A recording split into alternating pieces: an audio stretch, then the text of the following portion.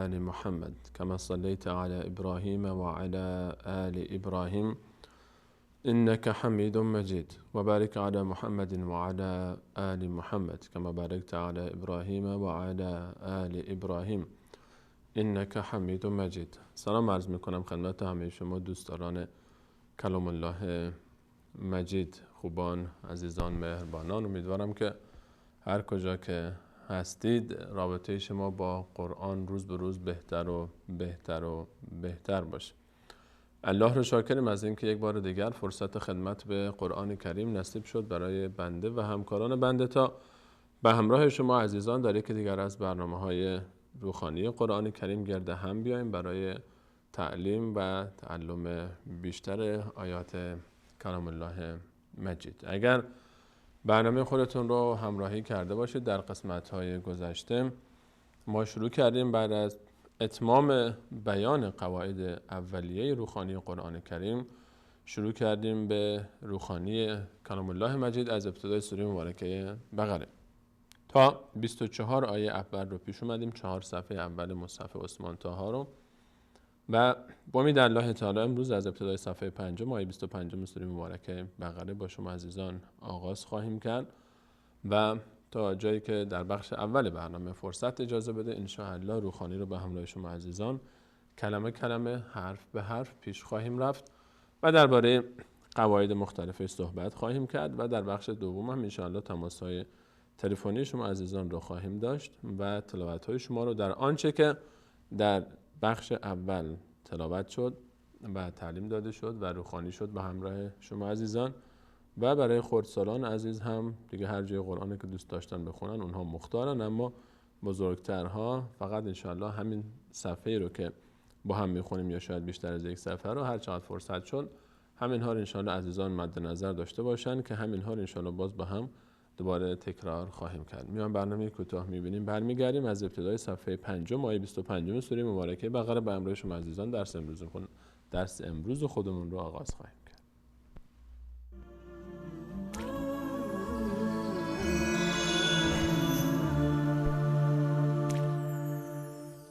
أنت الحبيب المصطفى أنت الأمين يا خير خلق الله خير المرسلين يا من إله الكون قد أوحى له بالنور والإسلام والحق وما أرسلناك إلا كافة للناس بشيرا ونذيرا ولكن أكثر الناس لا يعلمون. و ما تو را به سوی همه مردمان فرستاده ایم تا مژده رسان و بیم دهنده باشی، ولی بیشتر مردم نمیدانند. همه شما خوبان و عزیزان، در صفحه 5 مصحف عثمان طاها آیه 25 سوره مبارکه بقره با هم میخوانیم. اعوذ بالله من الشیطان الرجیم و بشر الذین آمنوا و عملوا الصالحات. این واو در اینجا فتحه داره، علامت فتحه. گفتیم که هر جا این علامت که اسمش فتحه هست روی هر حرفی قرار بگیره صدای ا میگیره اون حرف، و با این شین این علامت تشدیده. علامت تشدید هر وقت روی هر حرفی قرار گرفت یک بار به همراه اون حرف، یک بار به همراه ما قبل حرکت ما قبل تلفظ میشه و یک بار به تنهایی با اون حرکتی که یا بالای تشدید هست یا احیانا زیر تشدید یا زیر حرف گذاشته میشه. تشدید بیانگر دو حرفه. این شین اینجا در اصل 2 تا شین بوده که شین اول ساکن بوده، شین دوم حرکت کسره داشته. به خاطر زیبایی نوشته و تخفیف یک شین نوشته شده علامت تشدید به نمایندگی از اون شین ساکنی که حذف شده نوشته میشه. به همین خاطر ما این رو یک بار به همراه حرکت ما قبل میخونیم. تشدید رو هم میشه به خاطر اون ساکن اولش و یک بار هم به همراه همون حرکت خودش. اینجا میشه و بشره و بشره و بشره. این الف این هم علامت کسره که گفتیم. علامت کسره هر جایی که زیر هر حرفی قرار بگیره اون حرف صدای ا میگیره. دقت کنید که ای نشه، فقط صدای ا میگیره، مگر اینکه بعدش حرف یا باشه که موقع صدای ای میشه. این الف علامت صاد رو، این علامت نصفه صاد، نصفه که روی الف هست، بیانگر این هست که این الف در هنگام وصل، یعنی وصل شدن قبل از الف، حرف قبلش و ما بعدش خونده نمیشه. این الف وصل در هنگام وصل خونده نمیشه، مگر اینکه این الف در ابتدا بیاد، در ابتدای آیه که انشاءالله باز در خلال بحث بهش خواهیم رسید. نمونه هایی رو در همین صفحه داریم که این الف در ابتدای آیه اومد. این تشدید هم مثل تشدید شین، یک بار به همراه حرکت ما قبل، آخرین حرکت ما قبل. الف اینجا حرکتی نداره، این یک علامت که نشانگر از این باشه که این الف خونده نمیشه در هنگام وصل. حرکتی نیست برای الف.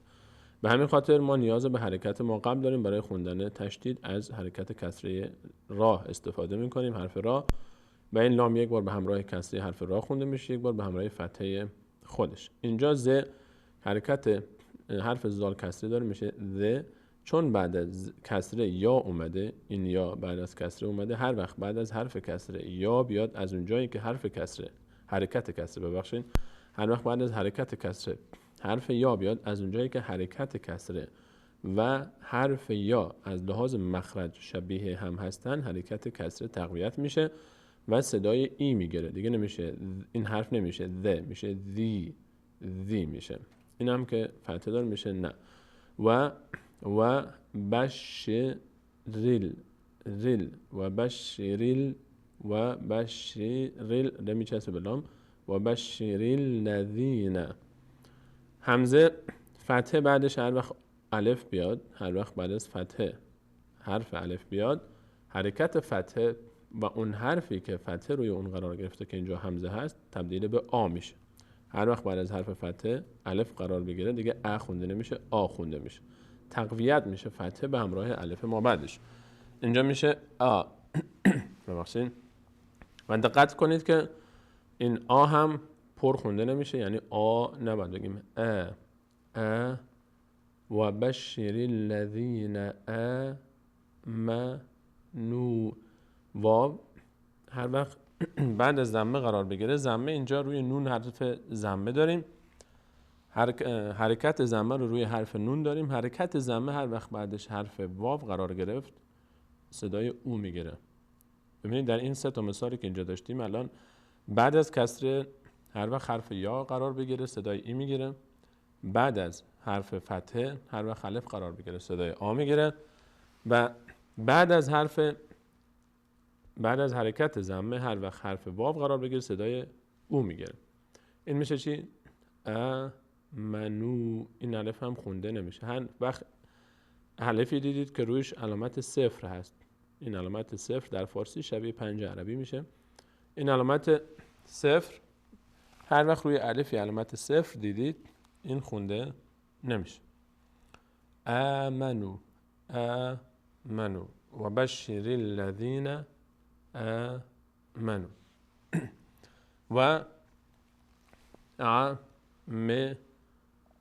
اینجا بعد از ضمه واو اومده. اگر ما بعد این چیزی نمی بود میشد عملو، چون این الف که خونده نمیشه.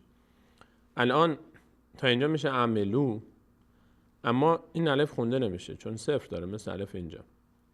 این الف هم خونده نمیشه چون علامت وصل روش اومده، در هنگام وصل قبل و بعد خونده نمیشه. این لام هم از اون 4 حرفی است که ما گفتیم حرف واو، الف، لام و یا. این 4 حرف اگه بخاطر داشته باشید، واو، الف، لام و یا که سر هم نوشته بشه میشه والی. هر وقت روی این 4 حرف هیچ علامتی نبود، هیچ حرکتی نبود، خوانده نمیشه.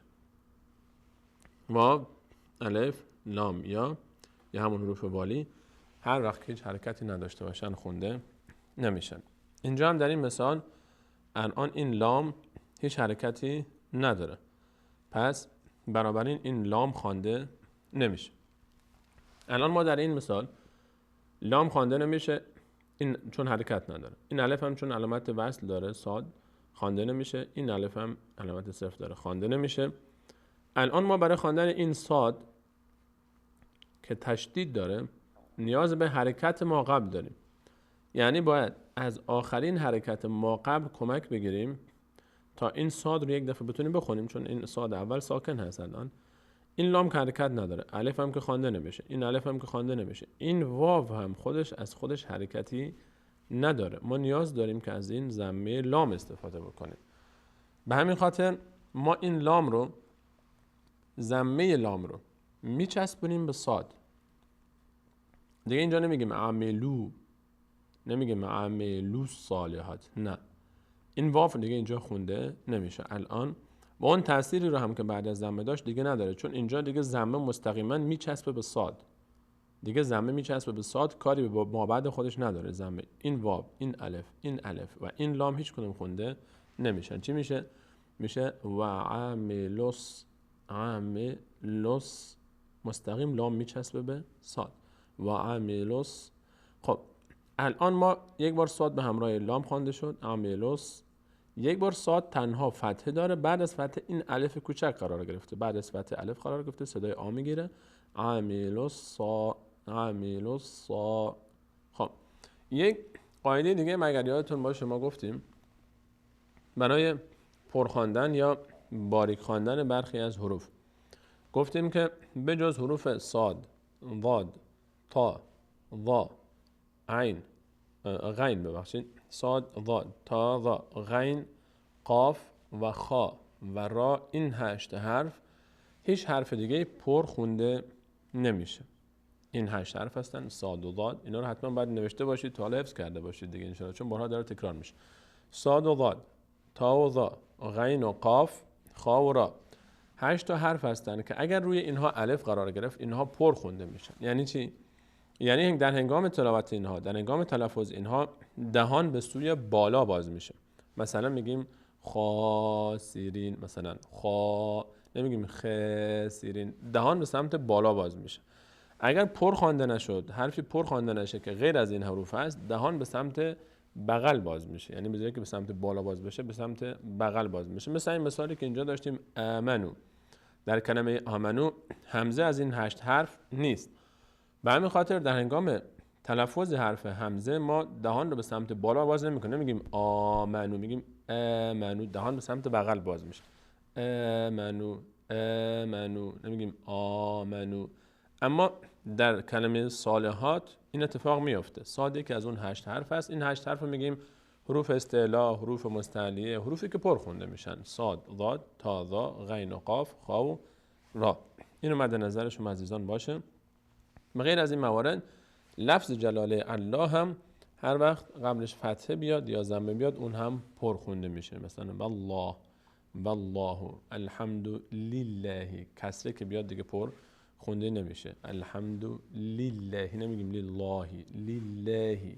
اینها رو ان شاء الله باز بیشتر درباره‌اش صحبت میکنیم. و عامل الصا، و عامل الصا، اینجا پر خونده میشه، صاد دهان به سمت بالا باز میشه. و عامل الصا لی ها. ببینید اینجا ها، این فتحه ها بعدش الف قرار گرفته، اما ها از اون 8 حرف نیست.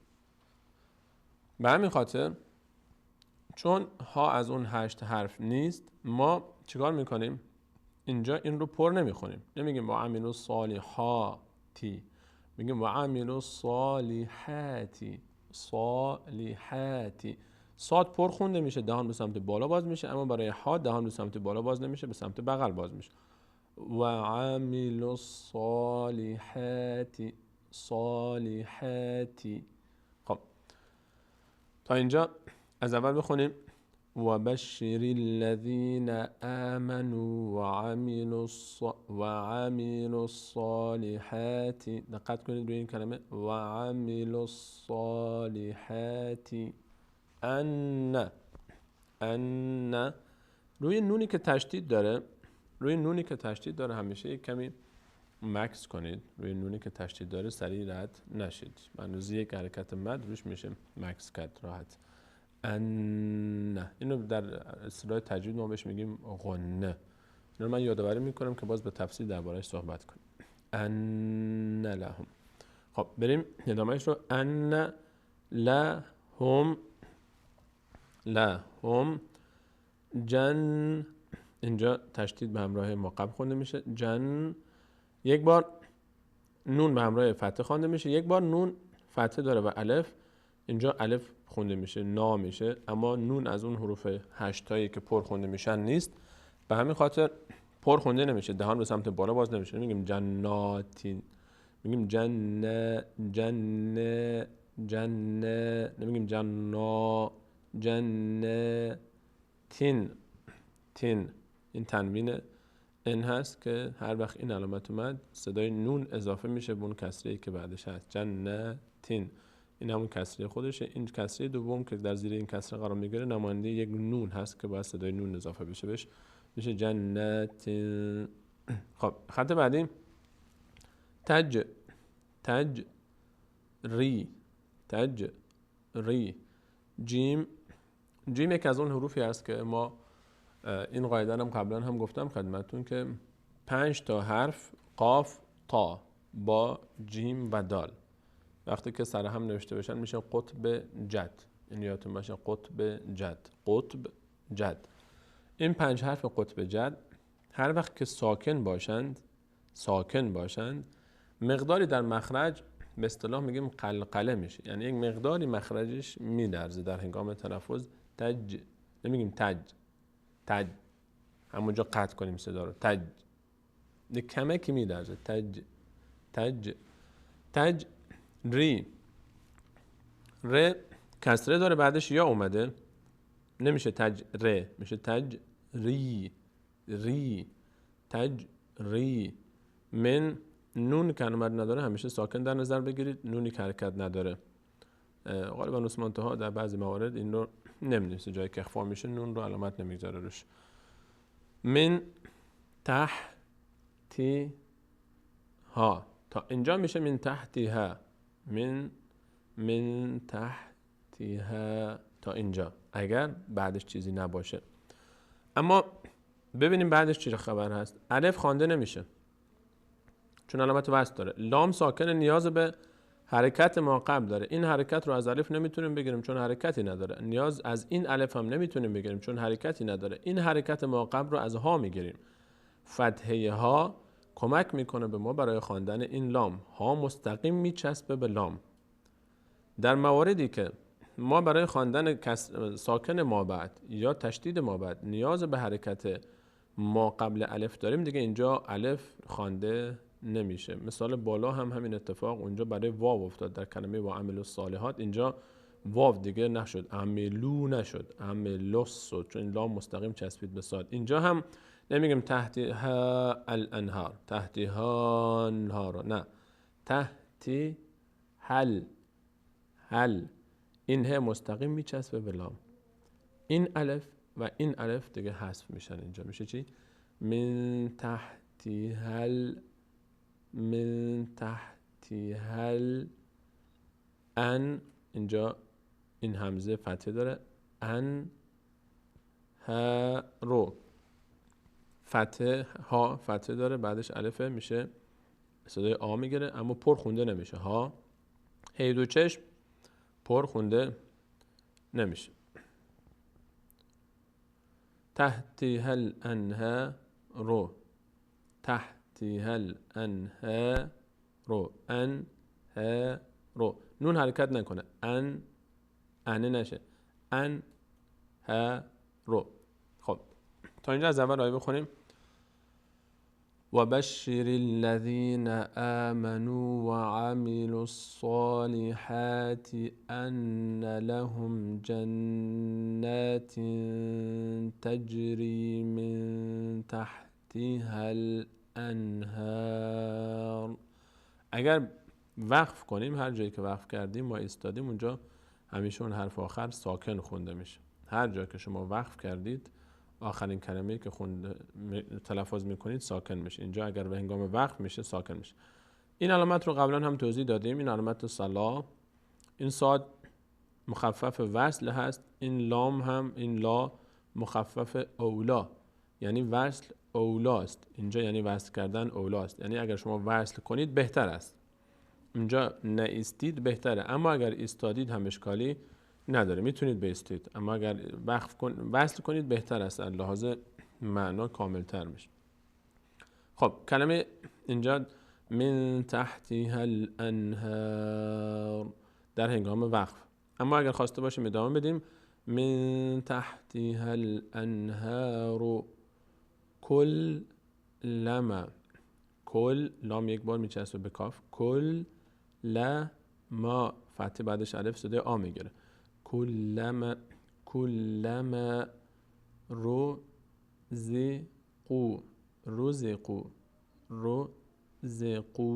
قو، این قاف ضمه داره بعدش واو اومده، این الف هم خونده نمیشه، رزقو کلما رزقو منها من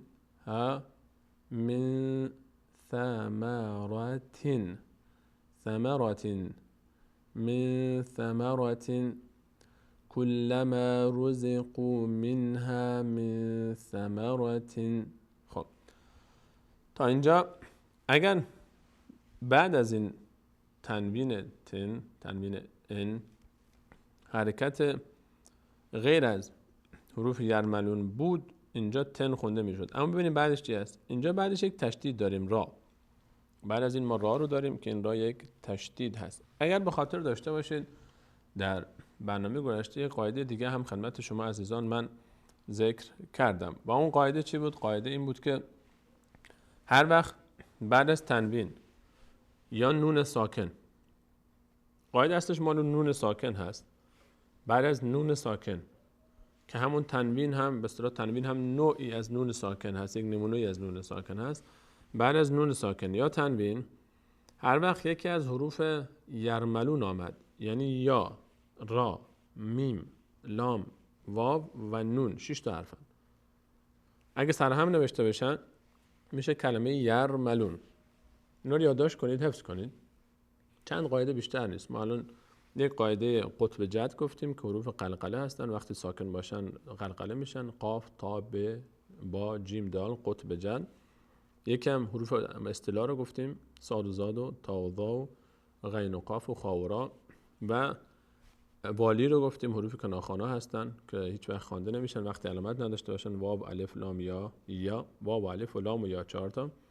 و یرملون این قاعده چهارمی که داریم میگیم.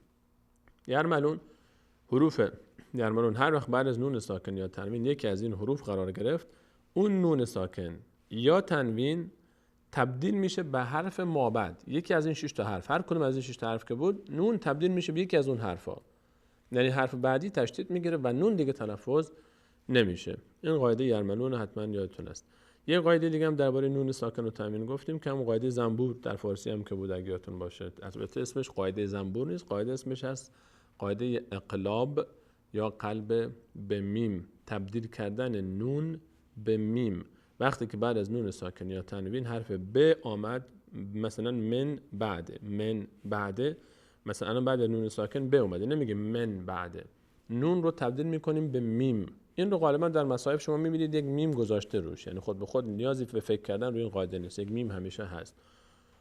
این رو ما در فارسی هم داریم که زنبور رو مثلا میگیم زنبور. هر وقت در فارسی هم نون و ب به خاطر که مخرجشون به هم نزدیکتر بشه نون تلفظ نمیشه، میم تلفظ میکنیم که تا راحت‌تر تلفظ بشه، میگیم من بعد. مثلا اینجا در ثمرتین با هم ببینیم، اینجا در این ثمرتین الان بعد از تنوین اینجا ما حرف را رو داریم. حرف را یکی از حروف یرملون هست، یکی از حروف یرملون اینجا هست و الان این را تشدید گرفته. تشدید این را به خاطر چیه؟ تشدید این را به خاطر همون تنوینی که قبلش اومده، تنوین تبدیل میشه به را.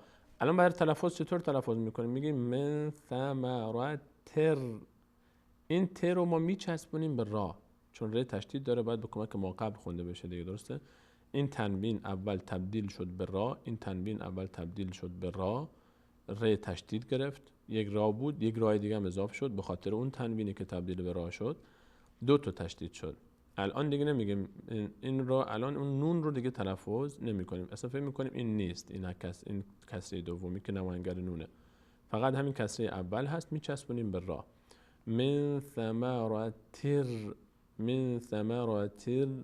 رزقا من ثمرات رزقا اینجا رزقا قالوا.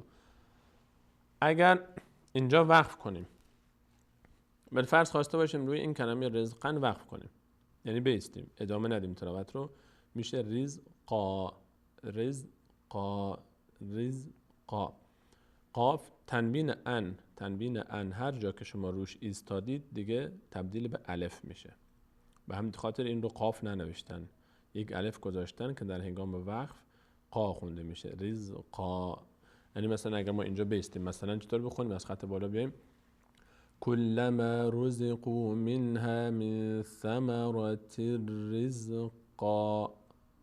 البته اینجا وقف نمی کنیم، به فرض اگر وقف بشه. خب ادامه من ثمرات رزقا قالوا قالوا قالوا قالوا. این الف خونده نمیشه، ها فتح بعدش الف ها. اینجا ببینید بعد از اگر این الف در آخر بود هذا خونده میشد، این هذاست چون بعد از فتح الف اومده هذا. اما اینجا ما بعدش چون یک تشدید داریم دیگه مجبوریم این الف رو نخونیم. این الف در هنگام بس خونده نمیشه، این لام تشدید داره. تشدید نیاز به حرکت ما قبل داره. آخرین حرکت ما قبل چیه؟ این فتحه است. فتحه رو میچسبونیم به لام. این دوتا الف این وسط هیچ نقش پیدا نمیکنه، میشه چی؟ هذل هذل الذی. کسر بعدش یا اومده، صدای ای میگیره. هذا الذی رزقنا رزقنا رزق. دقت کنید قاف رو از همون 5 حرف قطب جد هست که قلقله میشه در هنگامی که ساکن باشن، یک کمی میلرزه در مخرج. میشه چی؟ رزق.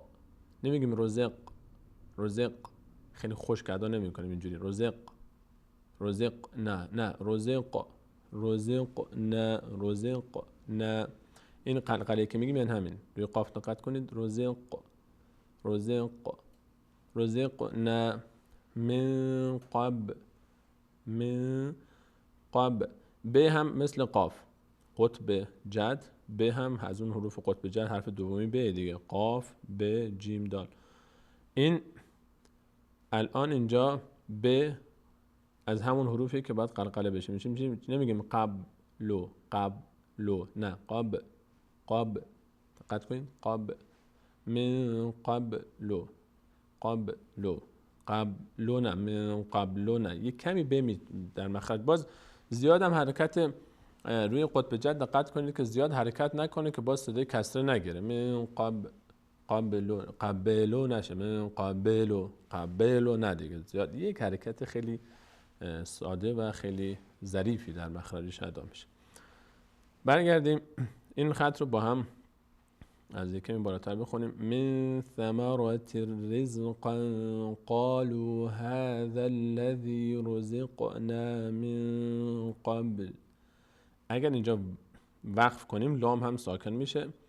الان دو تا ساکن پشت سر هم، اینجا لام وقت هنگامی که وقف کنیم ساکن میشه. یک کمی خیلی ظریف باید صبر کنیم. قبل. خب اینم که توضیح دادیم که اینجا وصل کردن بهتر است، یعنی ادامه بدیم بهتره. خب من قبل و او تو ضمه بعدش واو، این الف هم خونده نمیشه. بعضی ها این رو او تو میخونن و او تو. این او تو نیست، او توه. این الف همزه او داره، بعد از همزه واو نیومده که ما این رو بکشیم بگیم او. این اگر بعد از این همزه یک واو اینجا می بود میشد و او تو. مثل این که الان بعد از این تا یک واو اومده، بعد ضمه تا واو اومده شد تو. اما این الف دیگه نمیشه او تو، میشه او و او تو. اینو نکشید، این واو پیدا نمیشه. و او تو و او تو بهی و او تو بهی. این یا بعد از کسره هی کشیده میشه. و او تو بهی متشابه. در هنگام وقف این میشه متشابه، الف خونده میشه. تنوین ان در هنگام وقف الف خونده میشه. تنوین ان در هنگام وقف الف خونده میشه. بقیه تنوین ها همه ساکن خونده میشن. این تنوین استثناء در هنگام وقف الف خونده میشه. و اتو به متشابها در هنگام وقف. اما اگر وصلش کنیم چی؟ خب اگر وصلش کنیم میشه متشابهن، به شرطی که بعدش حروف یرملون یا به نباشه که تبدیل به میم بشه یا تبدیل به که حرف ما بعدش بشه. الان بعد از تنوین ما چی داریم؟ خط بعد ببینیم. بعد از این تنوین الان واو داریم. واو یکی از همون حروف یرملونه که همین الان صحبتش بود. 6 تا حرف یا، را، میم، لام، واو، نون. یعنی چی کار باید بکنیم الان؟ الان اینجا ما باید این تنوین رو تبدیل بکنیم این فتحه اضافی که بیانگر اون نون ساکن هست، این فتحه که مال خود ها هست، اون فتحه دومی که تنوین رو تشکیل میده، دو تا فتحه که با هم میشن میشه تنوین، یا دو تا کسره یا دو تا ضمه، همیشه اون فتحه دوم یا کسره دوم یا ضمه دوم نمایندگی از یک نونی میکنه که حذف شده، نونی بوده حذف شده. الان این فتحه دوم که نماینده اون نون ساکن هست، بعد از این تنوین یا همون نون ساکن یک واو اومده در خط بعد. یعنی ما باید الان این نون ساکن رو یا همون تنوین رو تبدیل بکنیم به واو. یک واو اضاف میشه، این واو سر جای خودش هست، یک واو دیگه هم اضاف میشه. ما باید این به جای نون این رو الان واو تلفظ کنیم. چطور میشه؟ میشه متشابهو، نمیگه متشابهن، متشابهن دیگه نمیگه، میگیم متشابهو، متشابهو، واو ساکن، بعد ادامه میدیم متشابهو ولهم. این ولهم سر جاشه، فقط تنها اتفاقی که اینجا افتاد این تنوین تبدیل به واو شد، نون تبدیل به واو شد، همین. نون تبدیل شد به حرف ما بعد در یرملون. بعد از تنوین یا نون ساکن یک از حروف یرملون که بیاد، این تنوین یا نون ساکن، این نون تبدیل میشه به حرف ما بعد. متشابهو، هاو نمیگیم هن، متشابهن ولهم، نه، متشابهو ولهم. و اتو به متشابها ولهم، ولهم فی کسر بعدش یا صدای ای میگیره، فی فتحه بعدش الف صدای آ میگیره و روی الف مد هم هست. این علامت مده، یعنی که هر حرفی که این علامت روش قرار گرفت، این علامت آی، این کلاه الف به اصطلاح، این رو بعد بکشیم. این علامت فقط روی الف، واو و یا قرار میگیره، فقط روی هیچ علامت دیگه قرار نمیگیره، روی هیچ حرف دیگه قرار نمیگیره. خب اینجا چی میشه؟ فیها، فیها کشیده میشه، فیها. خب ولهم فیها ازواج، تا اینجا از و واو فتحه داره، بعدش الف کوچکی اومده میشه و از و واو پر خونده نمیشه، همونجور که ها پر خونده نشد. از اون 8 حرف نیستن اینا. نمیگیم فیها، فیها، فیها نشه، فیها از و، نمیگیم از وا، از وا هم نمیشه، از واجون نه، از واجون، از و از واجون. بعد از تنوین میم قرار گرفت دیگه، نمیگیم از واجون. این واو دوم رو که همون نون ساکن نمایندگی از نون ساکن میخونه رو باید تبدیل کنیم به حرف بعدیش که میمه. میشه چی؟ این میشه میم. ازواجم مطهره. اینو دقت کنید چی شد؟ این تنوین بعدش یکی از حروف یرملون قرار گرفت. ما این تنوین دوم رو تبدیل کردیم به حرف ما بعد. شما این تنوین رو در نظر نگیرید، خلاصه کردم. فقط این ضمه رو در نظر بگیرید، بچسبونید به حرف بعدی، تمام. اینجا تشدید رو خودش گذاشته. ازواجم، ازواجم مطهرتون. دوباره اینجا تنوین بعدش واو قرار گرفته که از حروف یرملونه. اینم اگر وصل کنیم باز همین اتفاقی که اینجا برای ازواجون افتاد برای واو هم اینجا میفته. برای واو هم اینجا این اتفاق میفته و چی میشه؟ میشه مطهرتون، مطهرتون و هم. این واو تبدیل میشه به، این تنوین تبدیل میشه به واو بعد. نمیگه مطهرتون و هم، نه، مطهرتون و هم فیها خا. اینجا خ پر خونده میشه، یکی از اون 8 حرف هست. نمیگیم خالیدون، خالدون، نون ساکن میشه چون در آخر آیه قرار گرفته، باید وقف کنیم. و هم فیها خالدون، نمیگیم خالدون، خالدون. از اول خط بخونیم. ولهم فيها أزواج مطهرة وهم فيها خالدون. بریم آیه بعدی. احمد جان میگه نیم ساعت رفت، 2 آیه رفتی، 1 آیه رفتم. احمد جان 2 آیه هم نرفتم، کاش 2 آیه میشد، هنوز 2 آیه 25 تازه تمام کردیم. خب بریم آیه بعدی. اینو من آیه اول رو غالبا توضیح بیشتر میدم، شاید بعضی از عزیزان در قسمت اولی باشه که با ما هستن که یک تکراری برای قواعد بشه. از آیه بعدی باز انشاءالله اون چیزی رو که تکرار کردیم از قواعد در آیه اول دیگه تکرارش نمیکنیم. بریم آیه بعدی. ان الله این الان اینجا ما این تا اینجا این لفظ جلاله الله، الف خونده نمیشه، لام خونده نمیشه. این لام دوم تشدید داره، نیاز داره به کمک فتحه ما قبل برای تلفظ. این لفظ چطور میشه؟ این نون فتحه نون میچسبه به این تشدید اینجا، به این لامی که تشدید داره، میشه چی؟ اینل. لفظ جلاله رو گفتم خدمتتون که لفظ جلاله الله هر وقت که قبل از لفظ جلاله فتحه باشه یا ضمه، فتحه یا ضمه، حروفی که بالای حرف نوشته میشن پر خونده میشه، دهان میره سمت بالا. اگر کسره داشت که پایین حرف نوشته میشه، دهان دیگه پر خونده نمیشه، باریک خونده میشه. مثلا اینجا میشه چی؟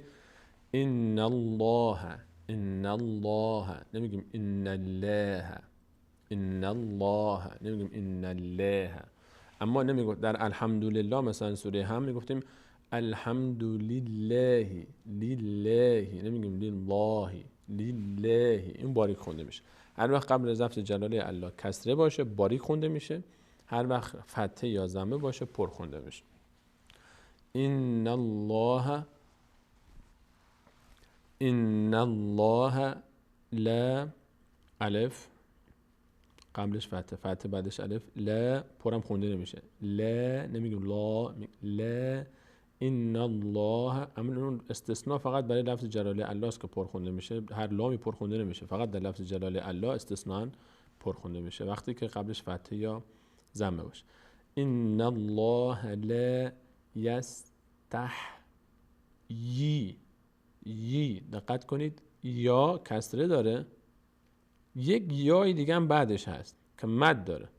این یک یاست، مد هم داره. نگید یستحی، بعضی اینجوری میخونن یستحی. این کسره میدن به ه، این کسره مال یه هست، مال ه نیست، ه ساکنه. تموم شد، ه دیگه تموم شده، اینجا دیگه ه تموم شد. یستحیی، دقت کنید، دو تا یه پشت سر همه، اولی کسره داره، یستحیی. بعد اینو باید بکشیم. ان الله لا یستحیی ان یضرب مثلا ما. اینجا کلمه لا یستحیی رو دقت کنید که نگید لا یستحیی. من شنیدم خیلی از عزیزان در این دوچار اشتباه هستن، دوچار در تلفظ این میگن لا یستحیی، تحیک کسره میدن به ه. لا یستحیی، ان الله لا یستحیی ان یضرب مثلا ما. اینو من بقیه‌شو کامل کردم تا معنی کامل بشه. خب ان، اینجا نون ساکن بعدش یا اومده، حروف یرملون، نون بعد تبدیل بشه به یا. نون اینجا نون تلفظ نمیشه، اینجا یا تلفظ میشه، به جای نون یا تلفظ میکنیم به خاطر قاعده یرملون، ادغام. بعد از نون ساکن یکی از حروف یرملون اومده، نون تبدیل میشه به حرف ما بعد میشه چی؟ ای. اینو نون تلفظ نمیکنیم، یا تلفظ میکنیم به خاطر همجنس شدن با بعدش. ای یضرب، ای یضرب، نگین ان یضرب، ای یضرب. اینجا نون تبدیل میشه به یا، اینجا نون تلفظ نمیشه، یا تلفظ میشه. ای یضرب، ای یضرب. نون ساکن، یک بار دیگه من این قاعده رو بگم، نون ساکن یا تنوین هر وقت بعدش یکی از حروف یرملون ی، را، میم، لام، واو و نون قرار گرفت، اون نون ساکن یا تنوین خونده نمیشه، تبدیل میشه به حرف بعدش خودش. مثل اینجا ان یضرب، نون ساکن بعدش یا اومده، نون تبدیل میشه به یا، تمام. همین اتفاق، فقط اتفاق دیگه نمیفته، همیشه سر جای خودش. نون میشه یا، میشه ای یضرب، نمیشه ان یضرب. ای یضرب، ای یضرب، ای یضرب. مثلا اینجا مثلا بعد از تنوین چی اومده؟ میم اومده. باز همین اتفاق اینجا میفته. اینجا باز قاعده یرملون اجرا میشه. اینجا نون ساکن تبدیل میشه به میم، اینجا اونجا تبدیل شد به یا، عقب‌تر تبدیل شد به یا، اینجا تبدیل میشه به میم. میشه مثلا، نمیگه مثلا، به جای نون میم تلفظ میکنیم. مثلا ما، مثلا ما. خب مثلا ما، ای یضرب مثلا ما. بعوضة، بعوضة. اینجا دیگه تنوین چون بعدش یرملون نیومده سر جای خودش باقیه. بعوضة فما فوقها، فوقها، فوقها، فما فوقها. نگیم فما فوقها، نه، اینجا هیچ کدوم پر خونده نمیشه. فما فوقها. این جیم هم نشان از این داره که اینجا وقف جایز است. میتونید وایستید، میتونید وای نستید. میتونید وایستید، میتونید وای نستید. بعدش اما، این اگه تا اینجا ادامه پیدا نکنه اینطور خونده میشه. اما بعدش چی داریم؟ بعدش این الف خونده نمیشه، لام داریم، تشدید داریم. این تشدید نیاز به حرکت معقب داره، این الف حرکت نداره، میم عقب، این هم الف حرکت نداره عقبش. این تشدید میم باید بچسبه به لام الذین. چی میشه؟ فامل. ببینید این میم مستقیم فتحه میچسبه به این لام دیگه. اینجا نه این الف خونده میشه نه این الف خونده میشه. فامل الذین، فاما الذین آمنوا فیعلمون، فیعلمون انه تا اینجا انه ال. نگاه کنید این الف خونده نمیشه، این لام نیاز به ساکن، نیاز به حرکت معقب داره که ضمه هست، ضمه میچسبه به لام. انه الحق، حق، دوبار خونده میشه حق، انه الحق، حق، حق. مر. اینجا باز ادغام قاعده یرملون اجرا شده. بعد از نون ساکن اینجا باز را اومده. اونجا در کلمه ایضرب خط بالا یا اومده بود، در تمرین بالایی باز مثلا ما اونجا میم اومده بود، در خط بالا اینجا در این در کلمه بعد از تنوین میم اومده بود. اینجا بعد از تنوین نون ساکن، اینجا بعد از نون ساکن را اومده. بعد از نون ساکن را یکی از حروف یرملونه، دومین حرف یا را. نون تبدیل میشه به را، دیگه نون خونده نمیشه، ر شده، به خاطر همین این ر تشدید گرفته میشه مر ربهم، مر ربهم. خب مر ربهم، این نمیگه من ربهم، این اینجوری نخونید من ربهم، دیگه اصلا نونی در کار نیست. نون تبدیل میشه به تشدید را، میشه مر ربهم، مر ربهم، مر ربهم. خب بریم ادامهش. و اما باز اینجا مثل اونجا فاما بود خط بالا، اینجا و اماست. فاما و اما، اینجا تا اینجا و اماست. اما وقتی که بریم پایین تر و اما الذین، اونجا فاما الذین شد، اینجا و اما الذین. بازم این الف خونده نمیشه، لام نیاز به حرکت معقب داره، این الف هم حرکت نداره، از میم فتحه میم کمک میگیریم. و اما الذین کفروا، کفروا، را ضمه داره بعدش واو، صدای او میگیره، این الف خونده نمیشه. و اما الذین کفروا فیقولون ماذا، فیقولون ماذا، ماذا. اینجا ضام پر خونده نمیشه، اون ضایی که پر خونده میشه خواهر تا هست، ضای دسته‌دار خونده، ضا اون پر خونده میشه، این ذی دالزار پر خونده نمیشه. ماذا، اینجا مد هم داره یعنی باید کشیده بشه. ماذا اراد، اینجا را پر خونده میشه. ر، حرف ر فتحه داره بعدش الف اومده. را یکی از اون 8 حرفی است که ما گفتیم پر خونده میشه. صاد، ضاد، تا، ضا، غین و قاف، خا و را. اینجا میگیم اراد، نمیگیم اراد. ماذا اراد. دقت کنید فرق بین تلفظ را و ذا و میم، با اینکه همه اینا الف روشون هست، این دوتا اولی باری خونده میشن، میم و ذا، را پر خونده میشه. ماذا ببخشید، ماذا اراد، اراد، دهان اینجا به سمت بالا باز میشه. خب بعدش لفظ جلاله الله به کمک برای تلفظ به کمک این فتحه نیاز داره. این دال میچسبه به لام و چون قبل از لفظ جلاله فتحه قرار گرفته پر خونده میشه. چطور میشه؟ میشه ماذا اراد الله، اراد الله، ماذا اراد الله بهذا، بهذا مثلا، مثلا. اینجا این میم اینجا نشان از چی داره؟ این میم از علائم وقف هست، یعنی لازم هست که اینجا وقف بشه. میم هر جا دیدید یعنی لازمه که اینجا وقف صورت بگیره. این میم با اون میمی که برای تبدیل حرف نون فرق میکرد، اون میم رو اینجوری کشیده میکشه، میم رو اینجوری میکشه پایین به سمت عثمان تا این میم رو اینطور کمی کش داده. این نشانه وقف هست.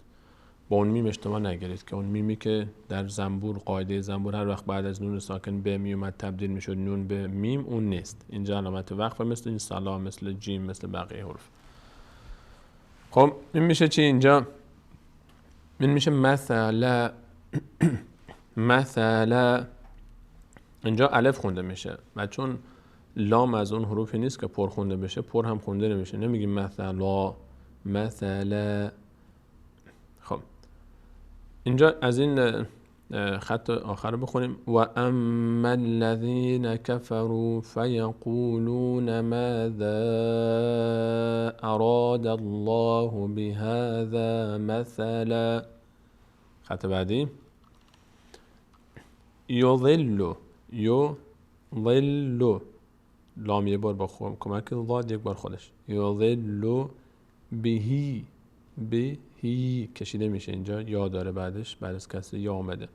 بهی کثیرا، کثیرا. اگر روی کلمه کثیرا وایستیم مثلا، کثیرا اینجا اگر وقف میکردیم میشه چی؟ کثیرا، کثیرا. اگر وقف کنیم اینجا میشه کثیرا و ر، چون را هم چون از اون حروف مستعلیه است که پر خونده میشه کثیرا، نمیگیم کثیره، کثیرا. اما اینجا وقف نمی کنیم، ادامه بدیم. اما در هنگام ادامه دادن بعد از تنوین واو اومده. بعد از تنوین یا نون ساکن یکی از حروف یرملون اومده، یعنی اینکه این تنوین باید به جای نون واو تلفظ بشه که حرف بعدیش هست. میشه کثیرو، کثیرو و یهدی. اینجا که دیگه نمیگیم کثیرن، به جای نون واو تلفظ میکنیم تا مشابهت پیدا کنه به حرف بعدیش به خاطر قاعده ادغام در یرملون. کثیرو و یهدی بهی کثیرا. اینجا میتونیم وقف کنیم، اینجا وقف میکنیم. علامت جیم یعنی جایزه، میتونید وقف کنید، میتونید وقف نکنید، میتونید برید وایستید، مختارید. کثیرا. خب چطور میشه؟ از اول خط یضل به کثیرا و یهدی به کثیرا. این کثیرن اول تنوینش این تبدیل شد به واو به خاطر حرف واو بعدش که ادغام یرملون شد.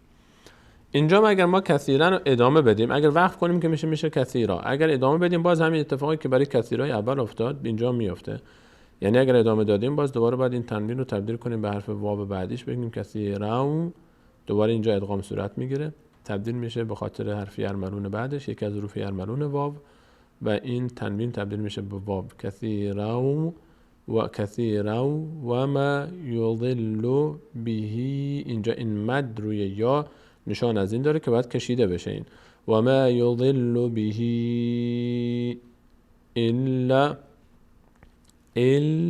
الا برای فتح الف اومده تا اینجا میشه الا. اما به خاطر اینکه این الف بعدش که وصل خونده نمیشه و این لام هم ساکن خوانده نمیشه تنها، نیاز داره با آخرین حرکت ما قبل این حرکت فتحه میچسبه به لام، دیگه الف اینجا و این الف هیچ نقش پیدا نمیکنه، انگار که اصلا اینها نیستند. وقتی اینها نباشن این لام مستقیم میچسبه به این. چطور تلفظ میشه؟ میشه الا الفاسقین. حرف آخر همیشه ساکن میشه، فا پر خونده نمیشه، حواستون باشه. نگید فا فرق این دوتا است. الا الفاسقین. این آیه رو اجازه بدید یک بار از اول بخونیم چون که میتوننشون. إن الله لا يستحيي أن يضرب مثلا ما بعوضة فما فوقها فأما الذين آمنوا فيعلمون أنه الحق من ربهم وأما الذين كفروا فيقولون ماذا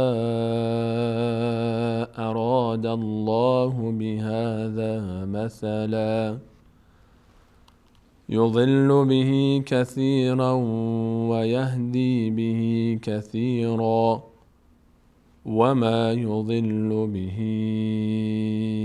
إلا الفاسقين. بریم آیه بعدی. هنوز این دو آیه 3 آیه دیگه داریم از این صفحه، انشاءالله اینو در چند دقیقه بتونیم تمام کنیم که باز همین صفحه رو شما عزیزان تلاوت کنید. در آیه 27 اول آیه ما الف وصل رو داریم. این الف وصل رو الان دیگه ما مجبوریم به این حرکت بدیم. یک راه اینه که ما آخر آیه قبلی رو بچسبونیم به این. چطور؟ مثلا بگیم و ما یضل به الا الفاسقین الذین ینقضون عهد الله. این نون رو بچسبونیم به این، میشه، مشکلی ایجاد نمیکنه. اما اگر خواستیم از اول آیه بخونیم چیکار باید بکنیم؟ اینجا باید به این الف یک حرکت بدیم. اینو دقت کنید عزیزان، چند بار دیگه هم پرسیده بودن قاعده الف وصل در هنگامی که اول آیه قرار بگیره. الف وصل خلاصش بگم، بارها گفتم اینو. الف وصل اگر در اول آیه قرار گرفت یا اول حرکت یا اول کلمه‌ای که میخوایم بخونیم، چه حرکتی بهش میدیم؟ نگاه میکنیم اگر بعد از این الف لام قرار گرفت، حالا چه لام خونده بشه چه خونده نشه، چه حرکت داشته باشه نداشته مهم نیست، بعد از الف لام قرار گرفت حرکت فتحه میگیره. تمام. در همین حالت فقط فتحه میگیره. الف وصل فقط در یک حالت فتحه میگیره، اونم بعدش لام باشه، حرف لام بعدش قرار میگیره. در غیر این حالت فتحه نمیگیره. این مال فتحه. چه موقع؟ حالا اگر بعدش لام نبود یا کسره میگیره یا ضمه میگیره. چه موقع کسره میگیره یا چه موقع ضمه میگیره؟ اگر بعدش لام نبود نگاه میکنیم خب فتحه نمیگیره، نگاه میکنیم به بعد از لام. حرف بعد از لام حرکتی داره. اون حرف بعد از لام که حرکت داره اونو چیکار میکنیم؟ نگاه میکنیم. حرف بعد از لام رو اگر حرکتش فتحه بود بله فتحه میدیم. اگر حرکتش کسره بود اگر حرکت بعدش ضمه بود بهش ضمه میدیم. حرف بعد از لام میگم لام، من کلا قاطی کردم. اگر الف وصل بعدش لام بود فتحه میگیره. تمام. اگر لام نبود حرف بعد از الف هرچی هست ساکنه، همونی که جای لامو گرفته به اصطلاح دیگه. حرف بعد از لام باشه که میشه فتحه. اگر لام نبود یک حرفی جای لام هست که ساکنه، حالا هرچی باشه.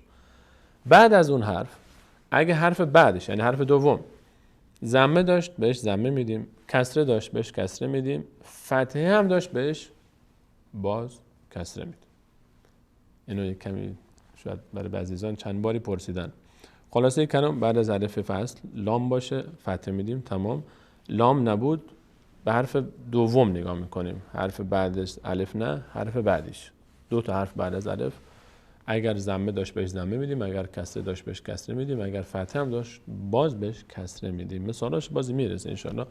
هنوز راه طولانی در پیش داریم تا آخر قرآن ان شاء الله به ترتیب میرسیم بهش. در این آیه الان اینجا بعد از الف لام اومده بهش فتحه میدیم. خلاصه کلام الذین ین، این نون ساکنه، ینقضون عهد الله، دال میچسبه به لفظ جلاله. این الف و این لام خونده نمیشن، لفظ جلاله پر خونده میشه چون بعدش فتح و قبلش فتح اومده.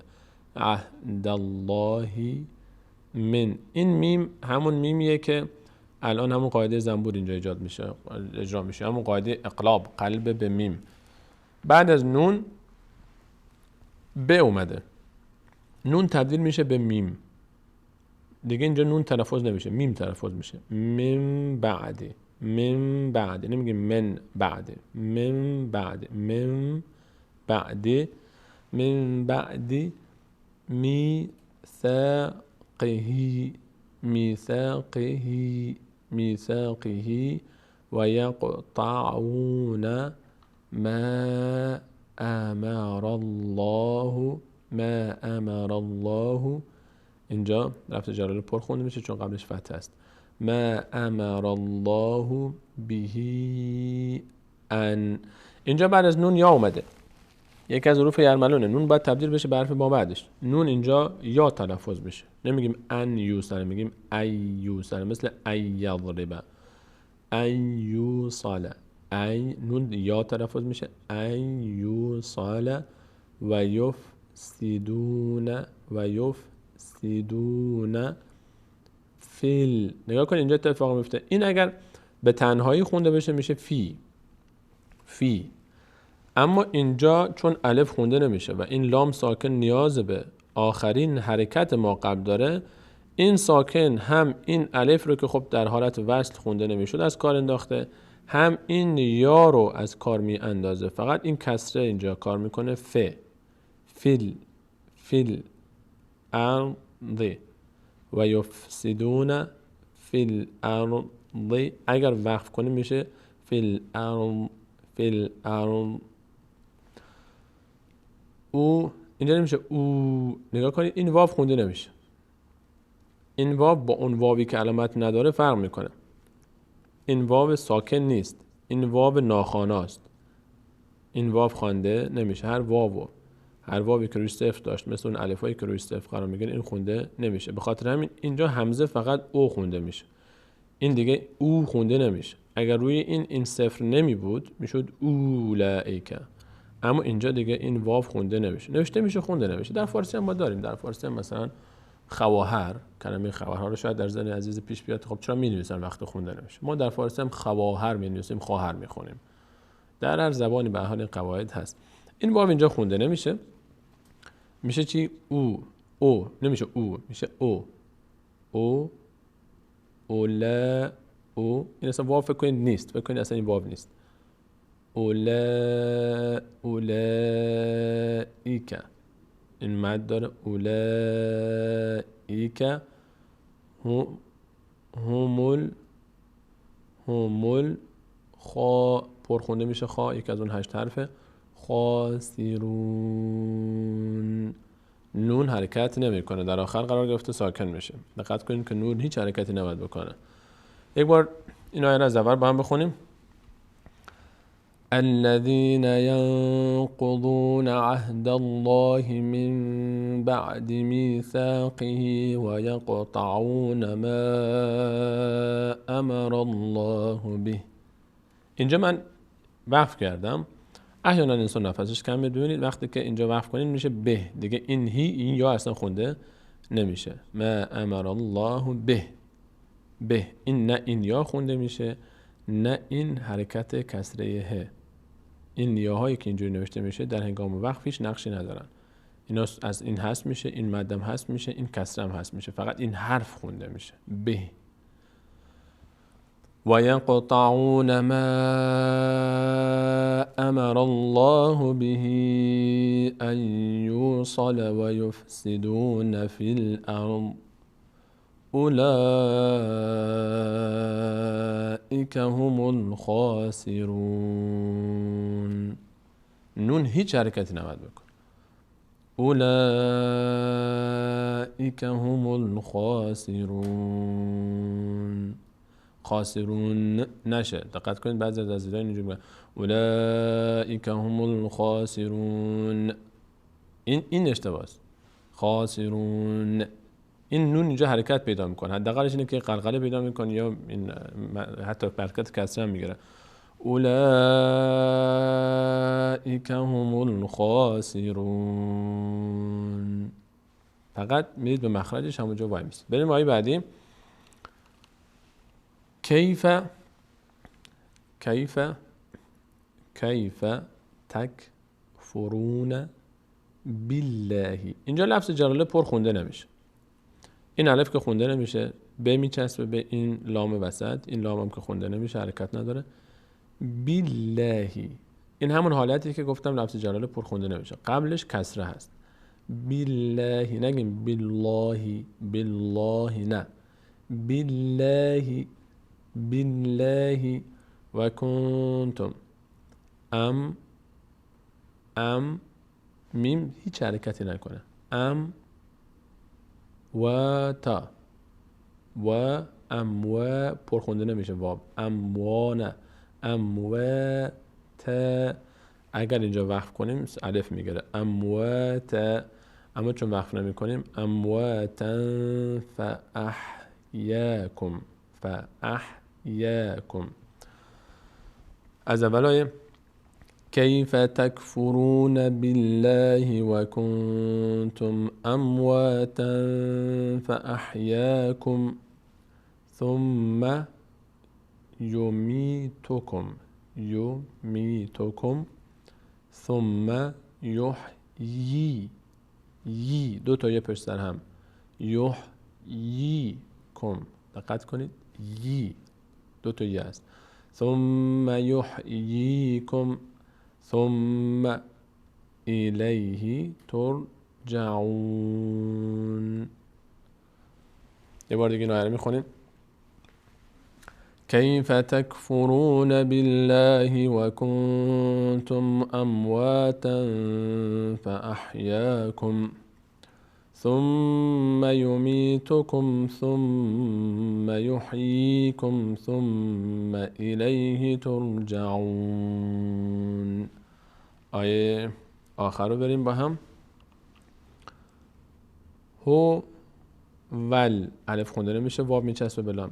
هو الذی خلق لکم ما. این میم میتونید اینو در نظر نگیرید، این تشدید رو بخونید. به هر حال اینجا این تشدید به خاطر اینکه این میم بعدش دو تا میم اومده، شیخ عثمان طاهر روی این میم اول هیچ حرکتی نگذاشته، به جای این روی این تشدید گذاشته. بعضی قرآن ها میبینیم که شاید روی میم اول ساکن بگذارن، روی میم دوم حرکت بگذارن. تصویر داری احمد جان؟ هو الذی خلق لکم ما. اینجا مثلا مهم اینه که این دو تا میم اینجا هست. حالا چه این میم اول در نظر نگیریم، اینجا چون حرکتی نیست در نظرش نمیگیریم. لکم ما فیل. اینجا فیه، این فی خونده میشه به تنهایی. اما وقتی که در شرایط خاص دیگه، در شرایط بحرانی ما نیاز به کمک های ایشون داریم نسبت به این. الان این الف که خونده نمیشه، این لام هم ساکنه، ما نیاز به کمک داریم دیگه. وقتی که نیاز به کمک داریم دیگه حالت عادی نداره. این یا دیگه الان اینجا خونده نمیشه، این الف هم خونده نمیشه. این لام نیاز به این کسره داره، کسره میچسبونیم به لام، نمیگیم فیل ارض، نه فل. ولکم ما فیل ارض جمیعا. اگر وایستیم، اگر وقف کنیم جمیعا میشه، اما چون ما ادامه میدیم جمیعا ثم میم میچسبه به سین که ساکن الف خونده نمیشه. ثم استوى. اینجا این الف این یا خونده نمیشه، اینجا یا خونده نمیشه، اینجا الف خونده میشه. الف خونده میشه و مد هم داره، یعنی اینکه باید کشیده بشه. و چون الف از حروف 8 تای صاد و ضاد تا و ضا غین و قاف خا و را حروف مستعلی نیست، دهان پر نمیشه، اینجا باریک خونده میشه. چطور میشه؟ میشه ثم استوى ثم استوى، نمیگیم ثم استوى، نه، فرقش در اینه. ثم استوى لس. ببینید اینجا الان این یا خونده نمیشه. واو، الف، لام، یا، والی، 4 حرف واو و الف و لام و یا، هر وقت هیچ حرکتی روشون نباشه مثل این یا خونده نمیشن. این الف هم که هنگام وصل خونده نمیشه. این لام هم از همون حروف والی 4 تایی یکیش حرف نداره خونده نمیشه. این سین تشدید نیاز به آخرین حرکت ما قبل داره، لام حرکت نداره. این الف هم که این بنده خدا فقط منتظره تا اینجای کسی نباشه که این شروع کنه به خوندن. این یا هم که اینجا به خاطر خوشگلی نوشته شده. این لام میاد به این سین میچسبه. الی السماء، الی السماء.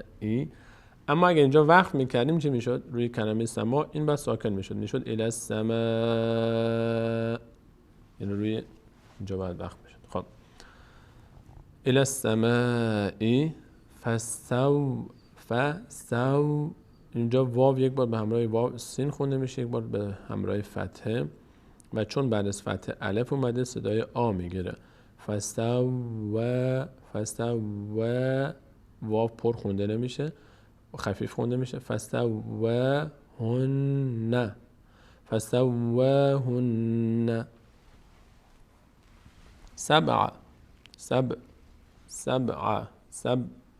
سبعنشه. به یک کمی در مخرج میلرزه، از همون 5 حرف قطب جد هست. قاف، تا، با، جیم، دال. اینا وقتی ساکن باشن یک کمی مخرجشون میلرزه، مثل با در اینجا میشه سبع.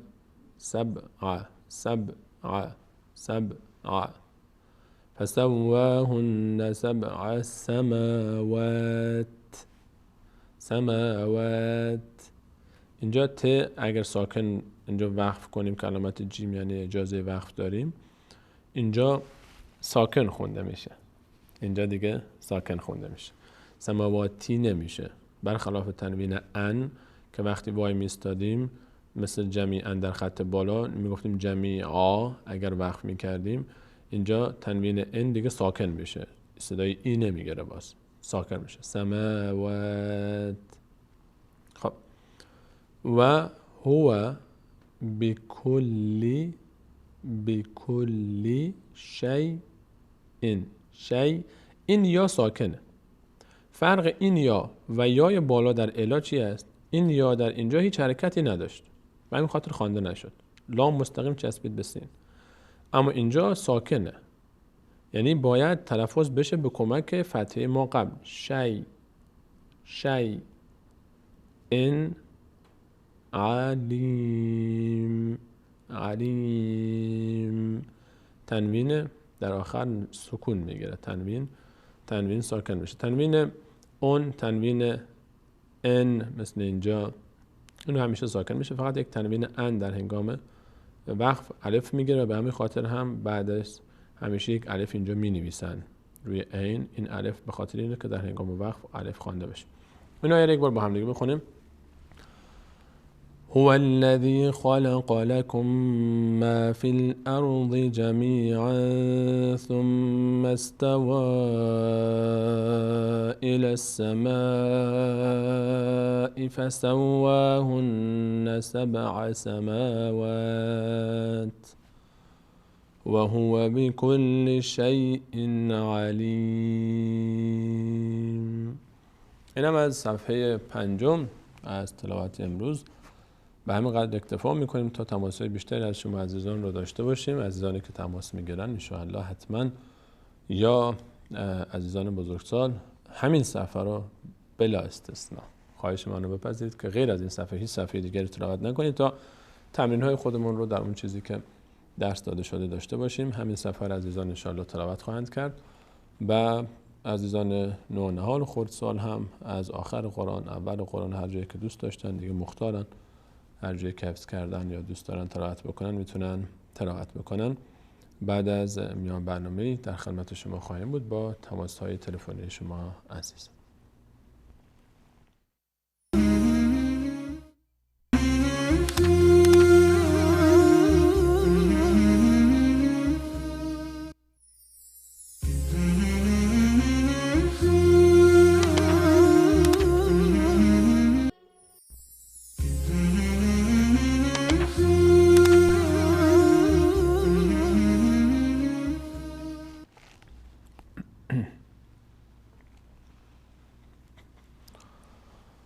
با عرض سلام مجدد خدمت همه شما خوبان و عزیزان. در بخش دوم برنامه در خدمت شما خوبان و مهربانان خواهیم بود با تماس‌های تلفنی شما با شماره‌ای که براتون احمد جان زنویس کرده و خواهش بنده این هست که از هر گونه سوال خارج از موضوع بپرهیزید و اجازه بدید که فقط اون بینندگان عزیز که دوست دارن در تلاوت این صفحه با ما مشارکت بکنن از بزرگسالان و نونهالان عزیزی که در قسمت‌های دیگر تلاوت میکنن در خدمت این عزیزان و خوبان باشه. من پیش باز تاکید میکنم همین که صدای ما را از تلفن شنیدید صدای تلویزیونتون رو ببندید، منتظر نباشید که صدای ما را از تلویزیون بشنوید، چون صدای شما وقتی که به استودیو وصل میشه تا ضبط بشه صدای شما بره روی آنتن و از آنتن به شما برگرده حداقل 20 ثانیه طول میکشه.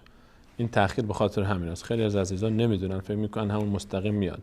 صدای شما تو استودیو وصل میشه، شما تصویر بنده رو با یک 15-20 ثانیه تأخیر میبینید همیشه، چون داخل استودیو تلفن که وصل میشه مستقیم وصل میشه تا این صدا ضبط بشه تو دوربین بره روی ماهواره و از ماهواره به شما برسه 15-20 ثانیه طول میکشه و همین خاطر دیرتر به شما میرسه. به خاطر همین لطف کنید که صدای تلفنتون رو داشته باشید، صدای تلویزیونتون رو همیشه در ابتدا ببرید. اولین برنامه بیننده امروز رو میگیریم. سلام علیکم، روخانی قرآن کریم بفرمایید.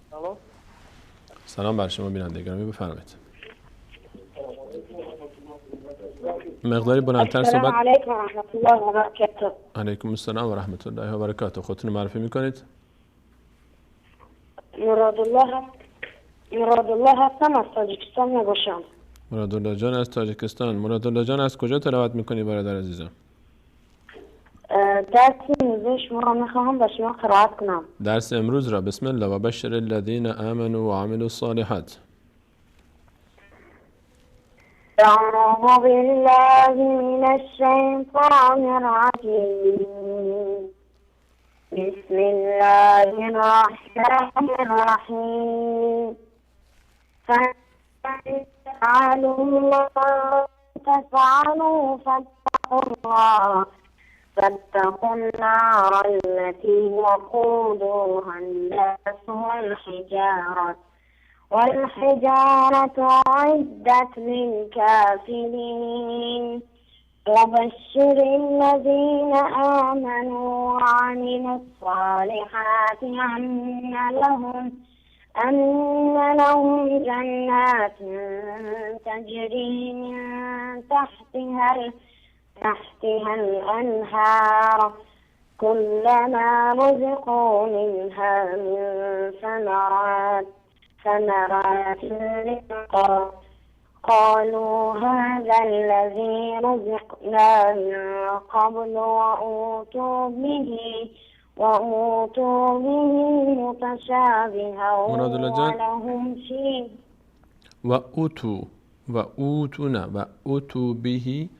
وأوتوا به متشابها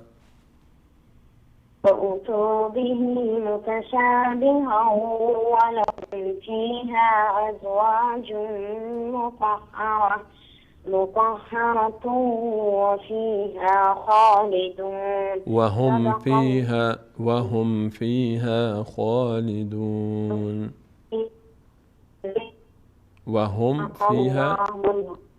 متشکر از تماس شما. ممنونم مراد الله. جزاک الله خیر. در کلمه من ثمره دقت کنید عزیزان که اگر خواسته باشه روی کلمه من ثمراتن اگر وقف بکنید میشه من ثمره ثمراتن. تنوین هست میشه هم تای دو نقطه. من بارها گفتم که تای دو نقطه در هنگام وقف ها خونده میشه من ثمره. این رو دقت بکنید که اشتباه نشه. سلام علیکم، روخانی قرآن کریم بفرمایید. ولی سلام علیکم. سلام بر شما. خودتون رو معرفی میکنید؟ روایدا هستم از آلمان. از آلمان خواهرم. از کجا تلاوت میکنید خواهرم؟ سوره بقره از آیه 26. بسم الله. ادامه تلاوت مراد الله رو انشاءالله ادامه بدید. اعوذ بالله من الشیطان الرجیم. بسم الله الرحمن الرحیم. إن الله لا يستحي أن يضرب مثلا ما بعوضة فما فوقها فأما الذين آمنوا فيعلمون أنه الحق من ربهم وأما الذين كفروا فيقولون ماذا أراد الله بهذا مثلا يضل به كثيرا ويهدي به كثيرا وما يضل به إلا الفاسقين. احسنتم ماشاءالله.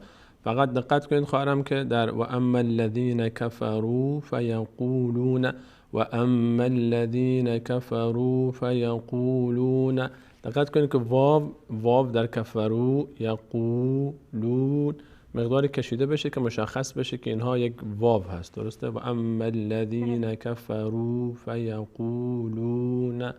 عجله نکنید در تلاوت. جزاکم الله خیرا. متشکرم از تماس شما. بیننده بعدی رو میگیریم. سلام علیکم. سلام بر شما بینندگان میگیریم. علیکم السلام و رحمت الله. علیکم السلام و رحمت الله و برکاته. خودتون معرفی میکنید قربان؟ ابوبکر از تاجیکستان. ابوبکر جان از تاجیکستان. میخوایم سوره احزاب را خوانم. بسم الله ابوبکر جان بفرما عزیز. الحمدلله. اعوذ بالله من الشیطان الرجیم. بسم الله الرحمن الرحیم. الحمد لله رب العالمین الرحمن الرحیم مالک یوم الدین إياك نعبد وإياك نستعين اهدنا الصراط المستقيم صراط الذين أنعمت عليهم غير المغضوب عليهم ولا الضالين آمین. احسنتم ماشاءالله ماشاءالله. بسیار عالی بود ابوبکر جان، بسیار زیبا بود، بسیار زیبا بود. شما چند سال از قرآن میخوانید ابوبکر جان؟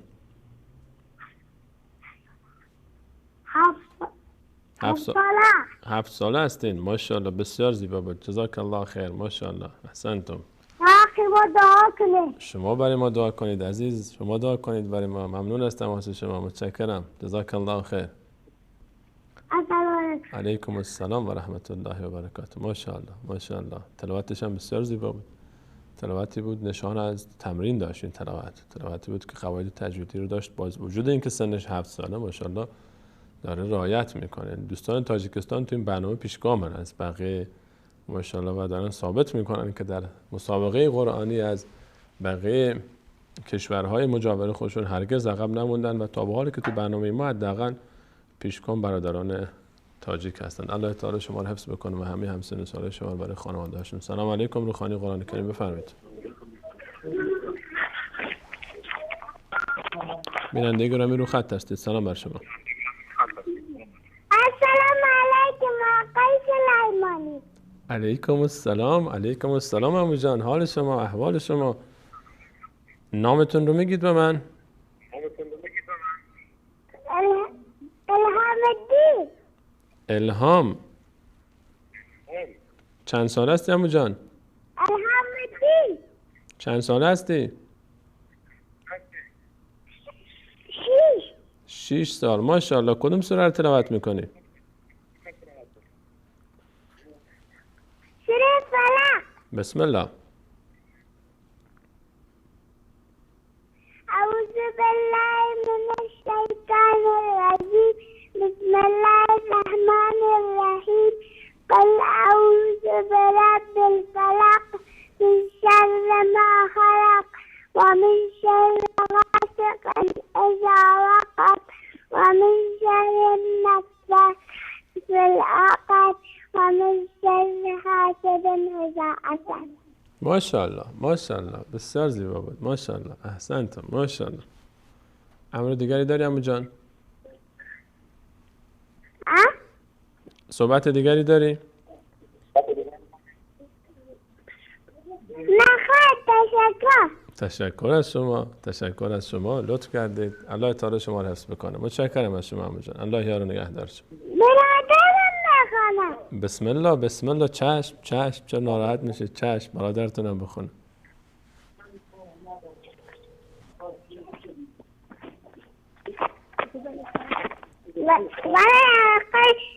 آقای سلیمانی. سلام علیکم. سلام بر شما. السلام علیکم و رحمت الله و برکاته. علیکم السلام و رحمت الله و برکاته. عزیز عمو جان، اسم شما چی است؟ مرحان الدین. ریحان الدین. ماشاءالله. الهام الدین. ریحان الدین. ماشاءالله. کدوم سوره رو تلاوت میکنی عمو جان؟ قل الله أعوذ بالله من الشيطان الرجيم بسم الله الرحمن الرحيم قل هو الله أحد الله الصمد لم يلد ولد ولم يكن له كفوا أحد. ماشاءالله ماشاءالله. بسیار جالب، بسیار عالی بود. چند سال هستی ریحان الدین جان؟ 6 ساله. 6 سال. دو قلو هستین با 7 ساله. 7 سال. بزرگتر از من بود. متشکرم هستم از شما. تشکر. تشکر. تشکر از شما. ممنونم. خدا یار و نگهدار شما. الله تعالی شما رو حفظ بکنه و برای خانواده شما رو نگه داره و تمام همسن و سالای شما رو هم شهامت و جرأت و ماشاءالله تعلق خاطر با قرآن رو به مانند شما نصیب بکنه. بیننده بعدی رو با هم میگیریم. سلام علیکم. روخانی قرآن کریم. بفرمایید. سلام علیکم و رحمت الله وبرکاته. علیکم السلام و رحمت الله و آقای برکاته. سلیمانی جانم بفرمایید. سلام بر شما. فرزندم عمر میخواهد که بگوید. اگر خود ابو عمر قبل از فرزند عمر تلاوت کنه، نظر شما چی است؟ فرزندم نام خودم عبدالله. خودتون عبدالله جان خودتون تلاوت نمی کنید؟ خودم میکنم بگوید من سورج از تاجیکستان. بسم الله. شما عبدالله جان رو بدید اول تلاوت میکنن، چون ایشون حتما منتظر پشت خط. بعد شما هم خودتون یک سوره آماده کنید تلاوت کنید ان شاء الله. از همین صفحه‌ای که خوندیم باید شما نشون بدم تلاوت کنید. بدید عبدالله جان تلاوت بکن. عمر جان تلاوت کنم. عمر جان رو بدید که کوچیک‌تر زودتر شروع کنه، بعد شما بعد از ایشون تلاوت کنید. مالش عمر. الو. الو. سلام عمر جان. السلام. علیکم السلام عمو جان. کدام سوره رو تلاوت میکنی عمر جان؟ کدام سوره رو میخوانی؟ درباره تیون. بسم الله. والعصر إن الإنسان لفی والعصر. الو. بسم الله. والعصر ان الانسان والعصر إن الإنسان لفی آمن و امی شایاتی شادی حق و تاوی شادی شبه. آفرین تمام شد. ماشاءالله عمر جان ماشاءالله. بابا بدین بابا که تلاوت میکنه گوشی رو. آقا عبدالله. لبیک. آقا عبدالله بسم الله. تلاوت شما رو میشنویم. از کجا تلاوت میکنید؟ قرائت سوره حمد. بسم الله. سوره حمد رو تلاوت کنید. بسم الله. اعوذ بالله من الشیطان الرجیم. بسم الله الرحمن الرحیم.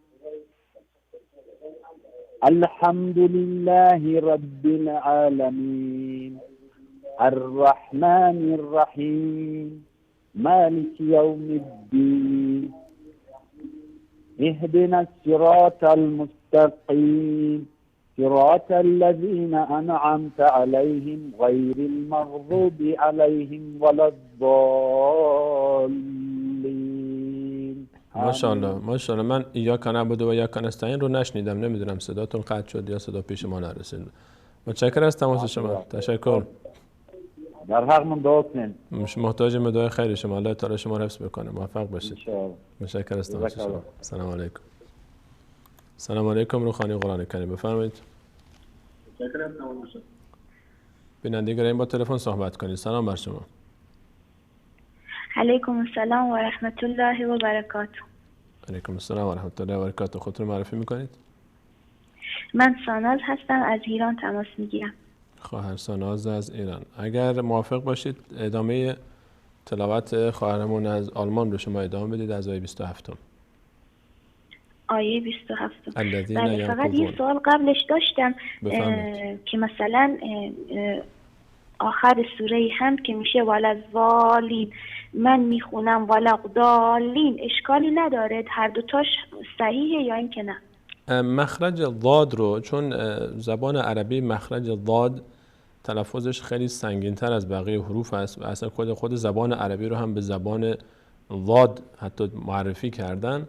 بعضی این بابت بعضی از علمای تجوید اجازه دادن که اگر کسی نمیتونه مخرج ضاد رو اونجوری که درست هست از مخرج اصلیش ادا بکنه دال تلفظ بکنه، چون دال نسبتا نزدیکتر است به مخرج ضاد. ان شاء الله که مشکلی نداره، همون دال تلفظ بکنید. چشم، خیلی ممنون. بسم الله. آیه 27 رو ان شاء الله که شروع بکنید. اگر مصحف بسم الله الرحمن الرحیم. کیف تکفرون بالله و کنتم امواتا. خواهر ساناز از آیه قبل شروع کنید. الذین ینقضون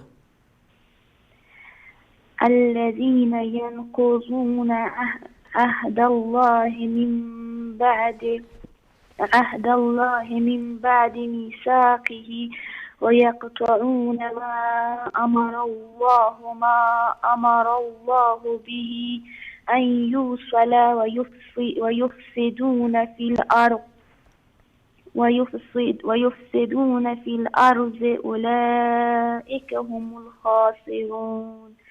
كيف تكفرون بالله وكنتم أمواتا فأحياكم ثم يميتكم ثم يحييكم ثم إليه ترجعون. احسنتم. ماشاءالله. صدق الله العظیم. متشکرم از تماس شما. الله تعالی شما رو حفظ کنه. خیلی ممنون. شما خدا خیرتون بده که بهمون قرآن آموزش بدین. ان شاءالله اجرتون با الله باشه. آمین. ان شاءالله با 4 خلفای راشدین با اونا حشر بشین. ان شاءالله همه ما و شما و بینندگان عزیز. جزاکم الله خیر. متشکرم. تشکر از تماس شما. خدا نگهدارتون. سلام علیکم. روحانی قرآن کریم بفرمایید.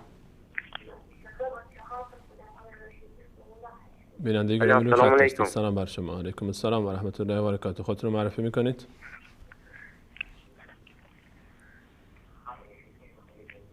سلام علیکم. علیکم السلام و رحمت الله و برکاته. خودتون رو معرفی کنید قربان.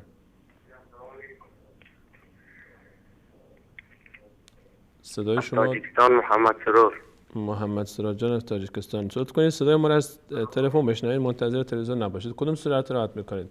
خودتون تلاوت میکنید یا از اطرافیان؟ سوره حشر. اگر از سوره بقره تلاوت کنید نظرتون چی است؟ سفر برای شما نشون بدیم که همین درسی که امروز داشتیم رو بیشتر تمرین کرده باشیم. بسم الله. از سوره حشر، سوره بقره می؟ سوره بقره آیه 25 رو ما امروز درس داشتیم، صفحه 5 رو. اگر موافق باشید تصویر روی صفحه برادران نشان میدن، شما از ابتدای صفحه شروع کنید بخواندن. اعوذ بالله من الشیطان الرجیم. بسم الله الرحمن الرحیم. إن الله لا يستحي أن يضرب مثلا ما بعوضة فما فوقها.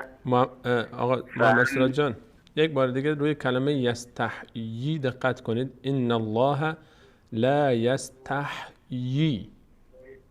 یستحیی. احسنتم. ان الله لا یستحیی. بله بفرمایید.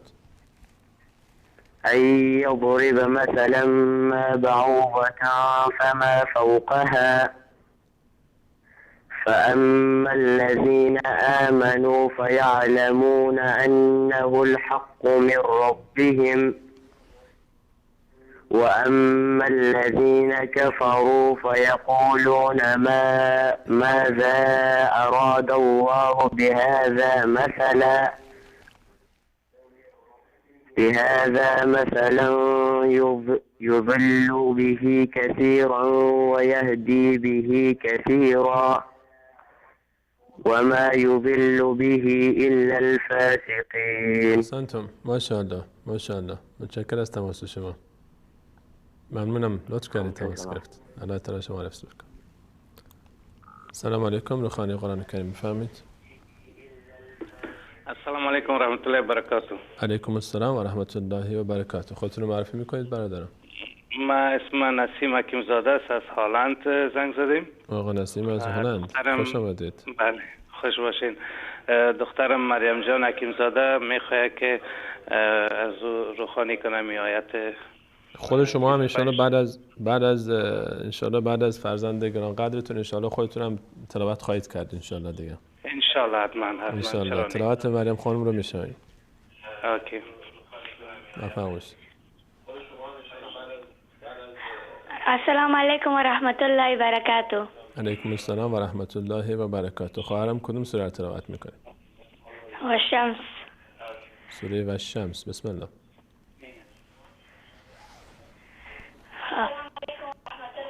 أعوذ بالله من الشيطان الرجيم. بسم الله الرحمن الرحيم.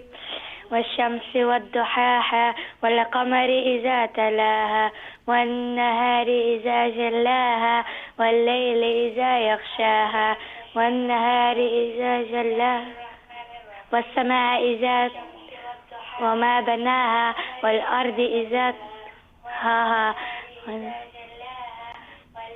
إذا يغشاها. از تلفن تلاوت کنید مریم خانم، از تلفن تلاوت کنید. صدای تلویزیون رو بگذارید بعداً بشنوید. خب از سر میخوانم. از ابتدا بخونید، به تلویزیون گوش ندید. با تلفن بخونید، به تلویزیون گوش ندید. والشمس وضحاها والشمس والضحاها والشمس وضحاها ضحاها والشمس وضحاها والشمس والضحاها والقمر إذا تلاها والنهار إذا جلاها والليل إذا يغشاها والسماء ذات وما بناها والأرض وما طحاها والنفس وما سواها فألهمها فجورها وتقواها قد أفلح من زكاها وقد خاب من دساها كذب الثمود بتقواها إذ انبعث أشقاها فقال لهم رسول الله ناقة الله وسقياها فكذبوه فعقروها فدمدم عليهم ربهم بذنبهم فسواها ولا يخاف عقباها. صدق الله العظیم. ماشاءالله ماشاءالله ماشاءالله. انشالله که برنامه‌های روحانی رو پیگیری بکنین، انشالله بیشتر و بیشتر تلاوت شما بهتر و بهتر بشه انشالله. بله تشکر آقا سلیمانی از شما. تشکر. سلامت باشید. شما اگر افتخار بدید تلاوت بکنید آیه، بینندگان عزیز چند میلیون نفر میشنون و این اجر و پاداش به شما هم میرسه. حتما انشاءالله خداوند نصیب همه ما شما و همه مسلمانانی که در روی کره زمین هستن نصیب کنه اجر ثواب.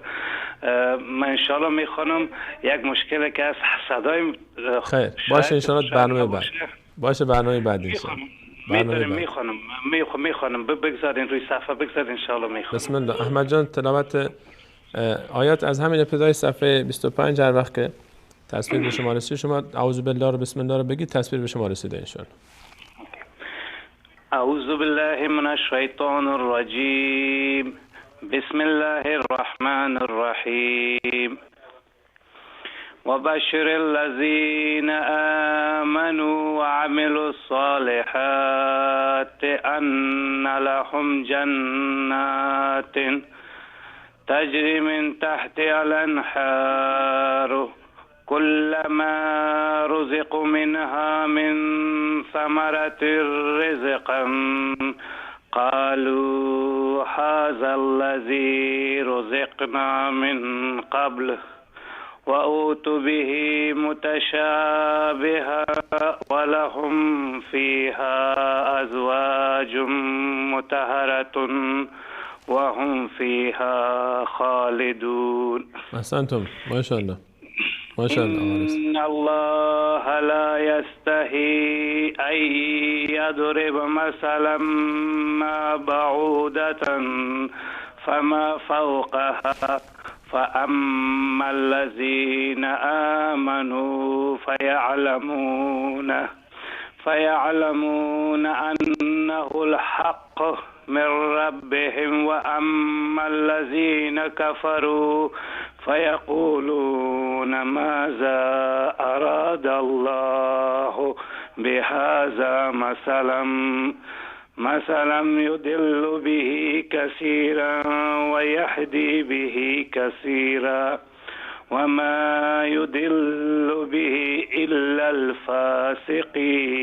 أحسنتم ما شاء الله. إلا الفاسقين الذين ينقضون عهد الله من بعد ميثاقه ويقطعون ما أمر الله به أن يوصل ويفسدون في الأرض أولئك هم الخاسرون. أحسنتم ما شاء الله ما شاء الله. آقا نسیم ما شاء الله جزاكم الله خیر. با اینکه مشخصه که جانم ادامه بدم یا جزاكم الله خیر. کافیه ظاهرا مقداری صدای شما کسالت داشت، ما هم شما رو اذیت کردیم. ان شاء الله که ما رو معاف بکنید. هدف این بود که شما در اجر با ما شریک باشید. جزاكم الله خیر. ان شاء الله خدا شما رو هم اجر بی پایان با تمام مسلمانان نصیب کنه. همین ما و شما امت اسلام ان شاء الله. جزاكم الله خیر. متشکرم از تماس شما. بارک الله فیکم. موفق باشید. جزاكم الله خیر. دکتر میخوای یک سوره بخونه اگه اجازه شما باشه. بسم الله بسم الله.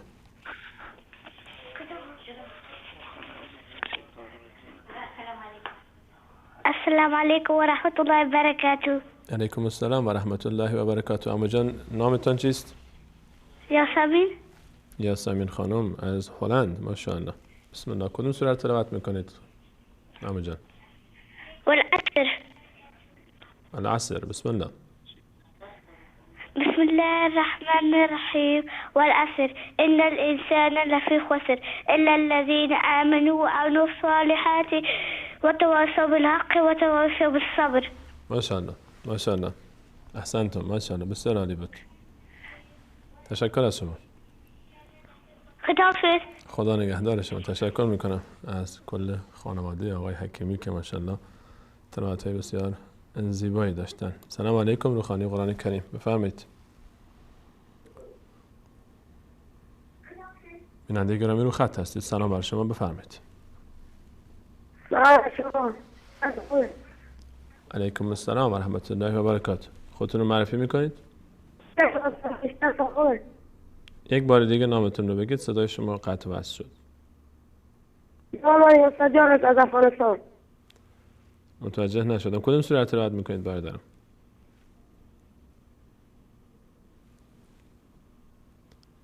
هستید رو خط؟ صدای حمد شریف. بسم الله. شروع کنید. سوره حمد رو بخونید. بسم الله.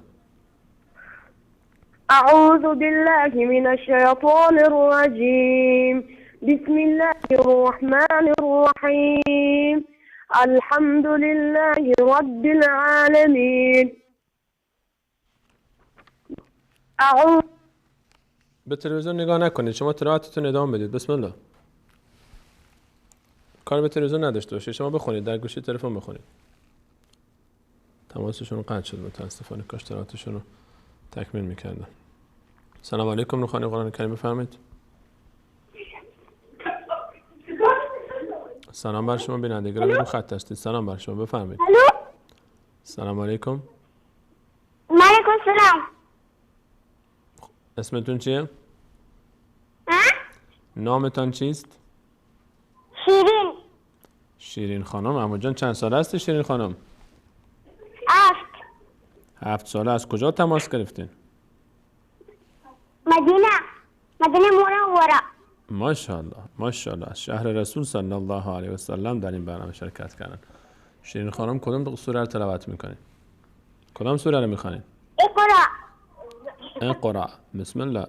اقرا من اقرا. ها. بسم الله الرحمن الرحیم. اقرا باسم ربک الذی خلق الانسان من علق. اقرا وربک الاکرم الذی علم بالقلم.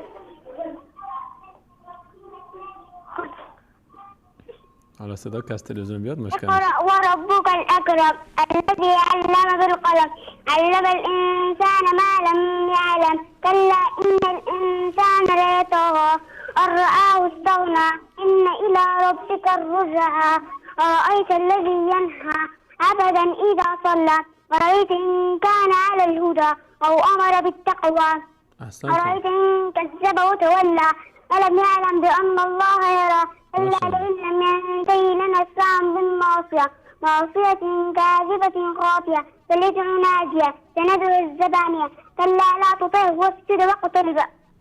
ماشاءالله. تا آیه سجده هم رفت دیگه شیرین خانم. ماشاءالله بسیار عالی بود. ماشاءالله احسنتم. تشکر از تماس شما عمو جان. تشکر از تماس. تشکر از شما. لطف کردین. ماشاءالله. ماشاءالله استاد بود برای خودش. ماشاءالله.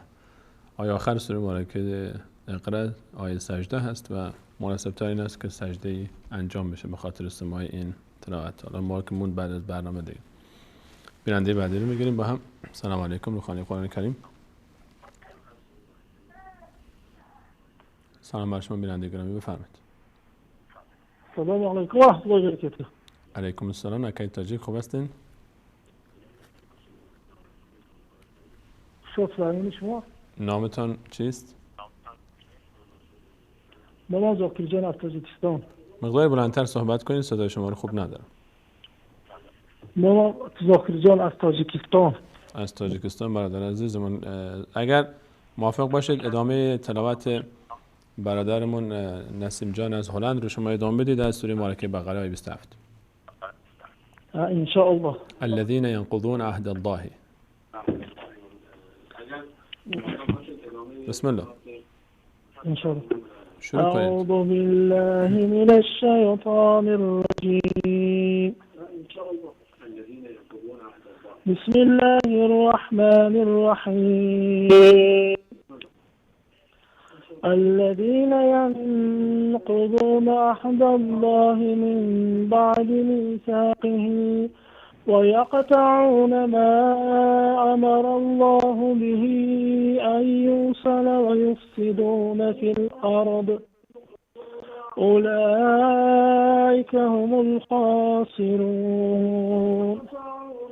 كيف تكفرون بالله وكنتم أمواتا فأحياكم ثم يميتكم ثم يحييكم ثم إليه ترجعون. هو الذي خلق لكم ما في الأرض جميعا ثم استوى إلى السماء فسواهن 7 سماوات وهو بكل شيء عليم.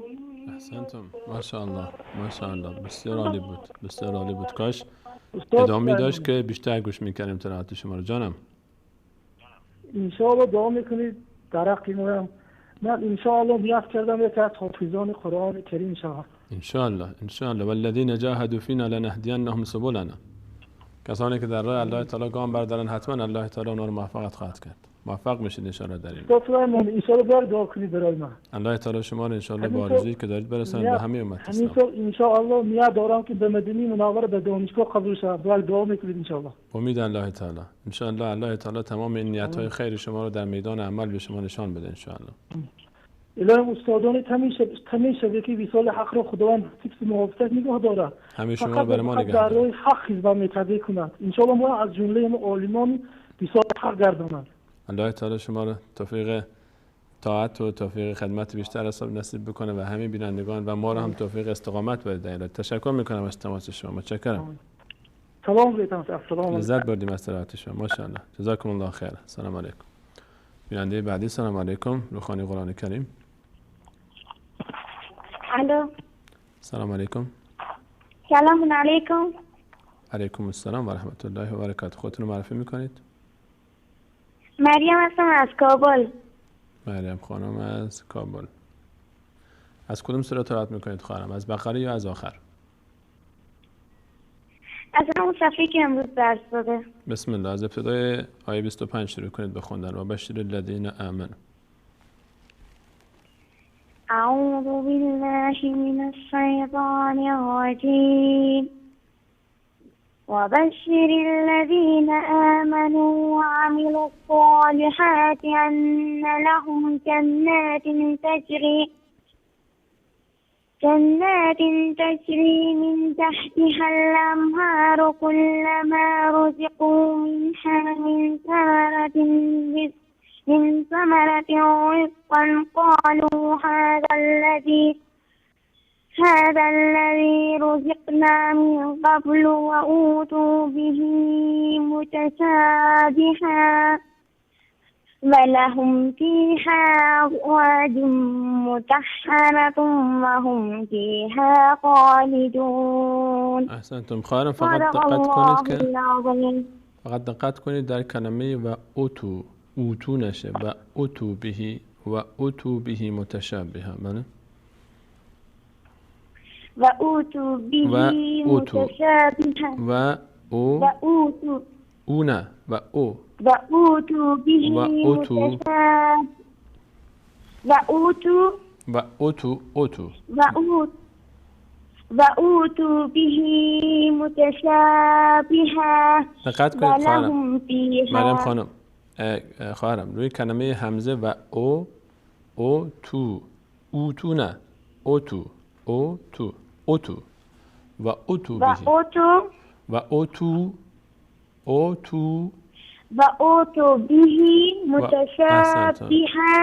و اوتو به متشابه. احسنت. ماشاءالله. تشکر از تماس شما. و اوتو به متشابها. بله درست شد الان. متشکر از تماس شما. ببخشید استاد. بفرمایید. میشنم صداتون رو. بفرمایید. ببخشید میشه گوشی رو میتونم بخورم؟ مشکل نیست. بفرمایید. خداحافظ. خدا نگهدارت.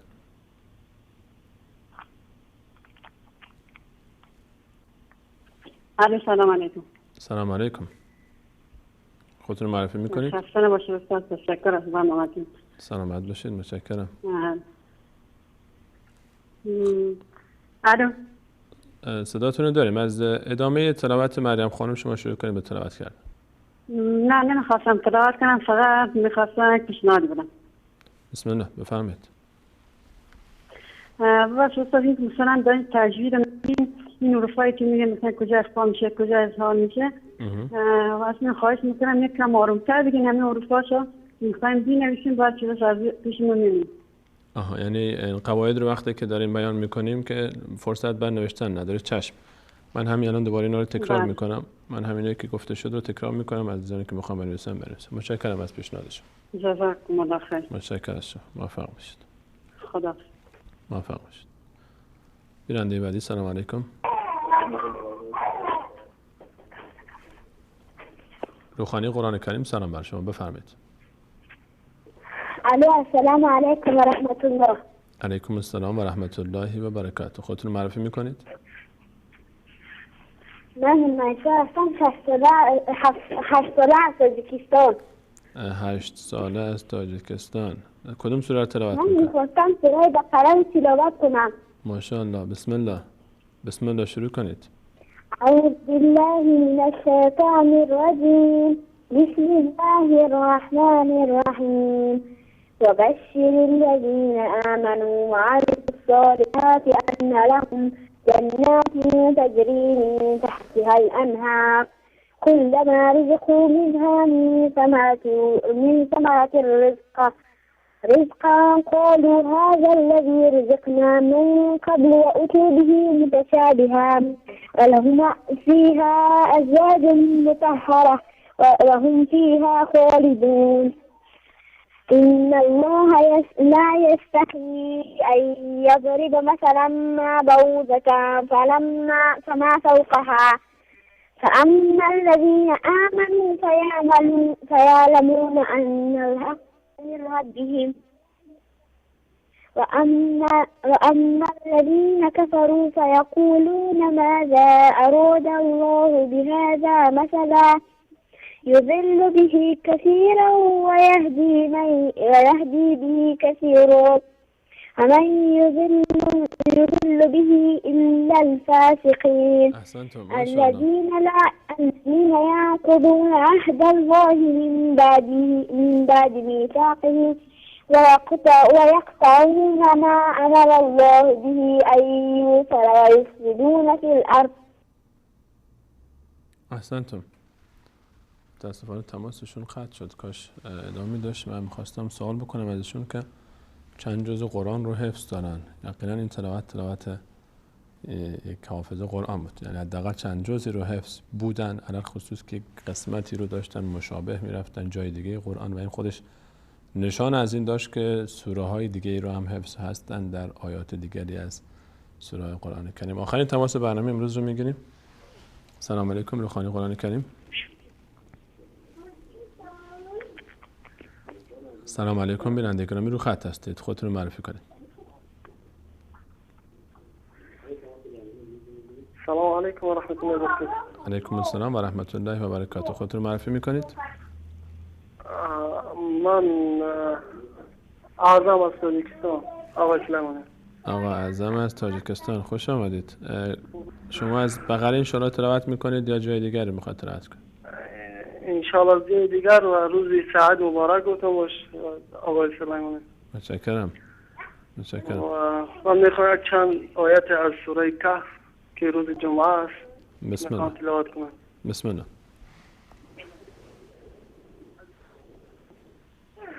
أعوذ بالله من الشيطان الرجيم. بسم الله الرحمن الرحيم.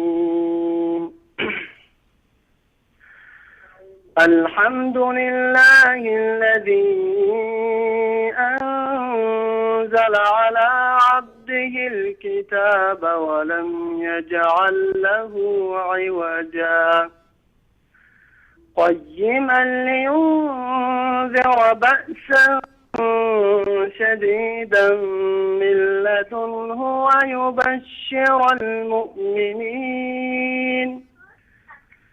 ويبشر المؤمنين الذين يعملون الصالحات أن لهم أجرا حسنا ماكثين فيه أبدا وينذر الذين قالوا اتخذ الله ولدا ما لهم به من علم ولا لآبائهم كبرت كلمة تخرج من أفواههم إن يقولون إلا كذبا. أحسنتم ما شاء الله. فلعلك باخع نفسك على آثارهم إن لم يؤمنوا بهذا الحديث أسفا. أحسنتم ما شاء الله ما شاء الله. بسیار عالی بود. لذت بردیم از تلاوت زیبای شما همزم جان. تشکر میکنم از تماس شما. متشکرم. امر دیگری هم دارید؟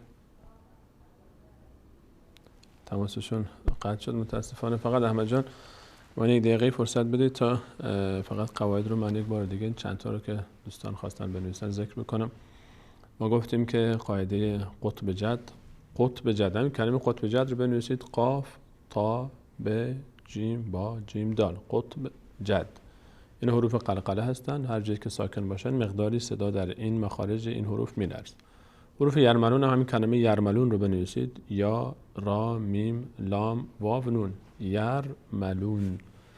و اینها هر وقت نون ساکن یا تنوین بعدش یکی از این حروف بیاد تبدیل میشه به این یکی از این حروف، حالا هر کدوم که باشه، و نون تلفظ نمیشه. این دومی که بود که گفتیم. و قاعده اقلاب هم که بعد از نون ساکن یا تنوین هر وقت که ب بیاد اون نون تبدیل به میم میشه.